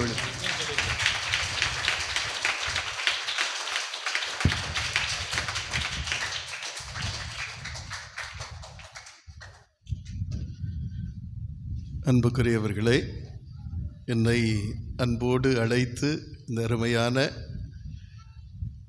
திருப்பலிக்கு தலைமையேற்று நடத்த உங்களுடைய பங்கு தந்தை அன்போடு அழைத்திருக்கிறார். மிக்க மகிழ்ச்சி. லியோனுடைய வளர்ச்சியை நான் அன்போடு பாராட்டுகிறேன். அவர்கள் எப்படி திறம்பட மக்களை நேசித்து அன்பு செய்து வழி நடத்துகிறார்கள் என்றது எனக்கு மகிழ்ச்சியாகவும் பெருமையாகவும் இருக்கிறது. ஆகவே இந்த அருமையான நேரத்தில் முதற்கண் உங்களுடைய பங்கு தந்தைக்கு என்னுடைய அன்புக்குரிய நான் சிங்கமறையிலே பணியாற்றி கொண்டிருக்கின்ற போது அவர் படித்து கொண்டிருக்கிறார். ஆக அப்படியெல்லாம் இப்பொழுது பார்க்கின்ற பொழுது பிள்ளைகள் வளர்ந்து நிற்பதை குறித்து மற்றற்ற மகிழ்ச்சி. அதுவும் திறம்பட பணி செய்வது என்பது, மகிழ்ச்சியாக பணி செய்வது என்பது வரவேற்கத்தக்கது. இந்த அருமையான பணியை உள்ளன்போடு மனமகிழ்வோடும் செய்து கொண்டிருக்கிற உங்களுடைய அன்புக்குரிய தந்தை லியோ அவர்களுக்கு என்னுடைய நெஞ்சம் நிறைந்த வாழ்த்துக்களையும் பாராட்டுகளையும் நான் தெரிவித்துக் கொள்கிறேன். இன்னொன்று, இங்கே வர்றதில் கொஞ்சம் கூடுதலான மகிழ்ச்சி. ஏன் அப்படின்னா, பழைய உறவுகளை எல்லாம் சந்திக்கின்ற ஒரு பாங்கு. இந்த ஊரில் எல்லாரும் என்னை பார்த்தா ஏதோ உறவுக்காரரை பார்க்கிறதை போல இருக்கும். அதனால் கொஞ்சம் பூஸ்டப். இருக்கிற மூத்தவர்களெல்லாம் என்னை பார்த்து சொன்னார்கள், ரொம்ப இளமையாக தெரியுது என்று ஐஸ் போட்டார்கள். ஏன்னா ஐஸ் நம்மளை பார்த்து கொஞ்சம் பூஸ்ட்டு, நான் உடம்பை பார்த்துக்கிட்டேன், கொஞ்சம் பரவாயில்லை போலுக்கு அப்படின்னு சொல்லி. எனக்கு 40 வயசு தான் நினைக்கு வந்தது, ஏன்னா வயசே ஆகலை. அதனால் உங்களை பார்த்த மாத்திரத்தில் அந்த ஒரு மன மகிழ்வு என்றும். ஏன்னா இந்த ஊரை பொறுத்தவரையில் எனக்கு ரொம்ப மட்டற்ற மகிழ்ச்சி என்ன உண்டு என்று சொன்னால், நான் இளைஞர் பணிக்குழுவிலே 7 ஆண்டுகள் பணி செய்தேன். அந்த பணியிலே மிகச் சிறப்பான பணி. சேர்ந்த மரத்தில் நான் இருக்கின்ற பொழுது பணியாற்றிய விதம், அதில் எனக்கு இளையோர் பணிக்குழுவுக்கு மிகுந்த ஒத்துழைப்பு கொடுத்த ஒரு கிராமம் நம்முடைய ஆனைக்குளம். இதை நான் பெருமைக்காக சொல்லவில்லை, உங்கள் அனைவருக்கும் தெரியும். அதிலும் சிறப்பாக அதிலே நிறைவேற்றப்பட்ட நம்முடைய பங்கிலிருந்து தெய்வ தரிசனம். எல்லாருக்கும் தெரியும், இங்கே இருக்கிற நடிகர்கள் அட்டகாசமான நடிகர்கள். எனக்கு என்ன ஆச்சரியம் அப்படின்னா, இங்கே இருந்து சேந்தமரம் வந்து பயிற்சி பெற்று எந்த விதத்தையும் எதிர்பார்க்காமல் அந்த காலத்தில் வருவது என்பது, இப்பொழுது எல்லார்ட்டையும் 2 வீலர் இருக்குது, அப்போ ஒன்றும் கிடையாது. நான் எல்லோரும் வந்துடுவீங்க இங்கேருந்து, இளையோர் அனைவரும். ஆக அப்படிப்பட்ட தெய்வ தரிசனம் அப்படின்னு நினைக்கின்ற பொழுது, அந்த ஒலி நாடகத்தை பல இடங்களில் நிகழ்த்துவதற்கு, உருவாக்குவதற்கு இங்கே உள்ள இளையோர் எனக்கு எவ்வளவு சப்போர்ட் பண்ணாங்கன்னு உங்களுக்கு தெரியும். ஆகவே அந்த இளையோரை நன்றியோடு பார்க்கிறேன். அதுக்கு மட்டுமல்ல, எல்லா இடங்களிலும் அந்த இளையோருடைய வளர்ச்சியை நான் பார்க்கிறேன். ஆக இப்பொழுதெல்லாம் தாத்தா பாட்டியாக நிற்பது ரொம்ப மகிழ்ச்சி. என்ன, ஸ்டீவன் கூட தாத்தாவாகிட்டார்னு நினைக்கிறேன் இல்லையா? தாத்தாவில் அவன் இல்லை அப்படிங்க. சரி, இங்கே இருக்கிறது பெரும்பாலும் தாத்தா பாட்டி ஆகிடுச்சு நமக்கு தெரிஞ்ச. அதனால் ரொம்ப சந்தோஷம். பெரியவர்களுக்கு என்ன அப்படின்னா, இந்த ஊரில் எப்பொழுதுமே எதையாவது செய்யணும் அப்படிங்கிற உந்து சக்தி இந்த ஊரில் உண்டு. அது ரொம்ப பாராட்டுதற்குரியது. எந்த வேறுபாடும் இல்லாமல் இந்த ஆலயம்தான் மையம் என்று இங்கே இருக்கிற பெரியவர்கள் ஒரு அருமையான வாழ்வை அமைத்து கொடுத்துருக்கிறார்கள். அது பின்பற்றுகின்றவர்களும் நல்லா பின்பற்றுருங்க. ஒற்றுமையோடும் இந்த கோயிலுக்கு எதையாவது செய்யணும், நல்லது செய்யணும். அந்த ஸ்கூல் தொடங்கும் போதும் அப்படி. இன்றைக்கி ஸ்கூல் இல்லைன்னா கூட பரவாயில்லை, ஆனால் அந்த சக்தி ஆற்றல் உங்களை விட்டு போகவில்லை. அது ரொம்ப பாராட்டுதற்குரியது. ஆக அதற்கு நீங்கள் வயதாகவில்லை, இன்னும் அந்த சக்தி இந்த ஊரில் இருப்பதை குறித்து நான் மகிழ்ந்து பாராட்டுகிறேன். பெரியவர்கள் மூத்தவர்கள் ஒற்றுமையோடும் இன்னும் ஆலயத்திற்கு செய்ய வேண்டும் என்ற ஆர்வத்தோடும் துடிப்போடும் இருப்பதை குறித்து இங்கே இருக்கிற ஊர் மக்கள் அத்துணை பேருக்கும் என்னுடைய பாராட்டுகளும் வாழ்த்துக்களும். அதனால் புரிந்து கொள்வார்கள் என்று நம்புகிறேன். அதே போல் என்ன கொஞ்சம் இப்போல்லாம் நீங்கள் நிறைய படிச்சிட்டீங்க, ஆனால் தமிழைத்தான் படிக்கலை. கொஞ்சம் தமிழ் வாசிக்கும்போது இங்கிலீஷை கொடுத்தே வாசிக்கிற மாதிரி இருக்குது. தமிழ் நல்லா பேசணும், ஆனைக்குளத்துக்காரங்க நல்லா பேசணும், ஏன்னா உச்சரிப்பு நல்லா இருக்கணும். ஆங்கிலம் படிக்க வேண்டாம்னு சொல்ல, தமிழ் நல்லா வாசிக்க தெரியணும்.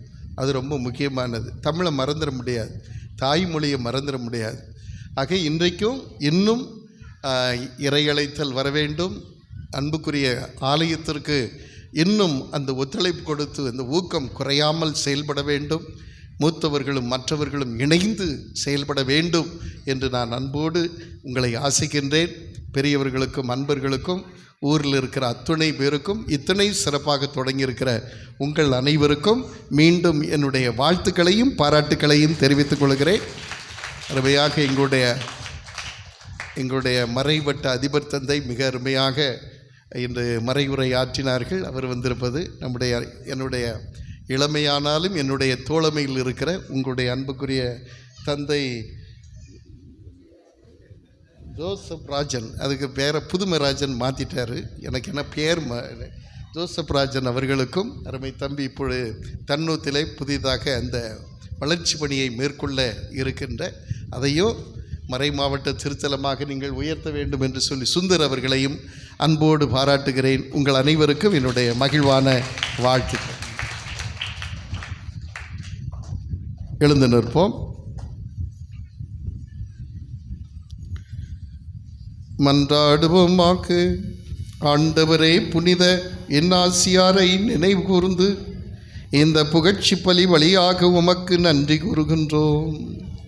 உமது மாட்சியை நாங்கள் முடிவில்லாமல் புகழ இந்த பலி எங்களை அழைத்து செல்வதாக எங்கள் ஆண்டவராகிய கிறிஸ்து வழியாக உம்மை மன்றாடுகிறோம். ஆண்டவர் உங்களோடு இருப்பாராக. ஆன்மாவோடும் இருப்பாராக. எல்லாம் வல்ல இறைவன் தந்தை மகன் தூயாவியார் உங்கள் அனைவரையும் ஆசீர்வதிப்பாராக.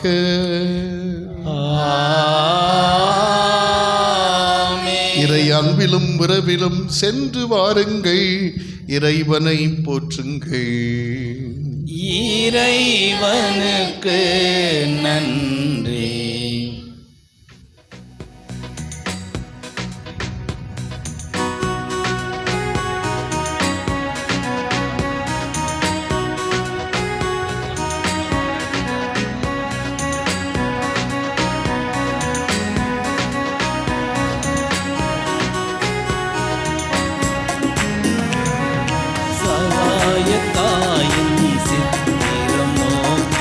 அபாயம் நீக்கும் அன்னையின் வாக்கு எத்துணை கனிவு எத்துணை தெளிவு எங்கிடும் மனதிற்கு வரும் நினைவு.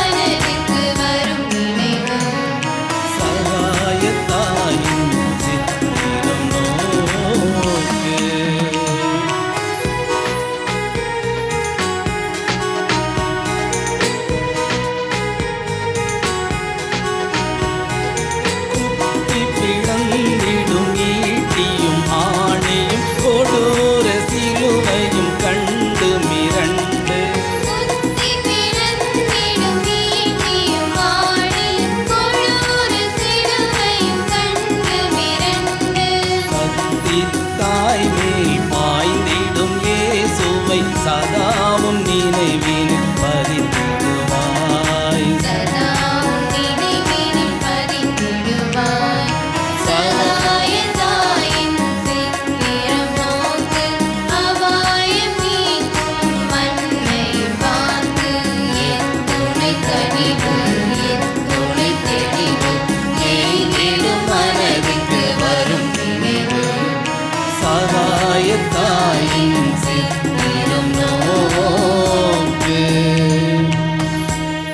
நிலையான புகழுக்குரிய தூய இறை நன்மைக்கு எல்லா காலமும் தொழுகையும் புகழும் போற்றியும் மாட்சியும் உண்டாக கடவுளே. இயேசுவுக்கே புகழ், இயேசுவுக்கே நன்றி, இயேசு வாழ்க, மரியே வாழ்க, பிதா சுதன் பரிசுத்தாவின் பேராலே ஆமென்.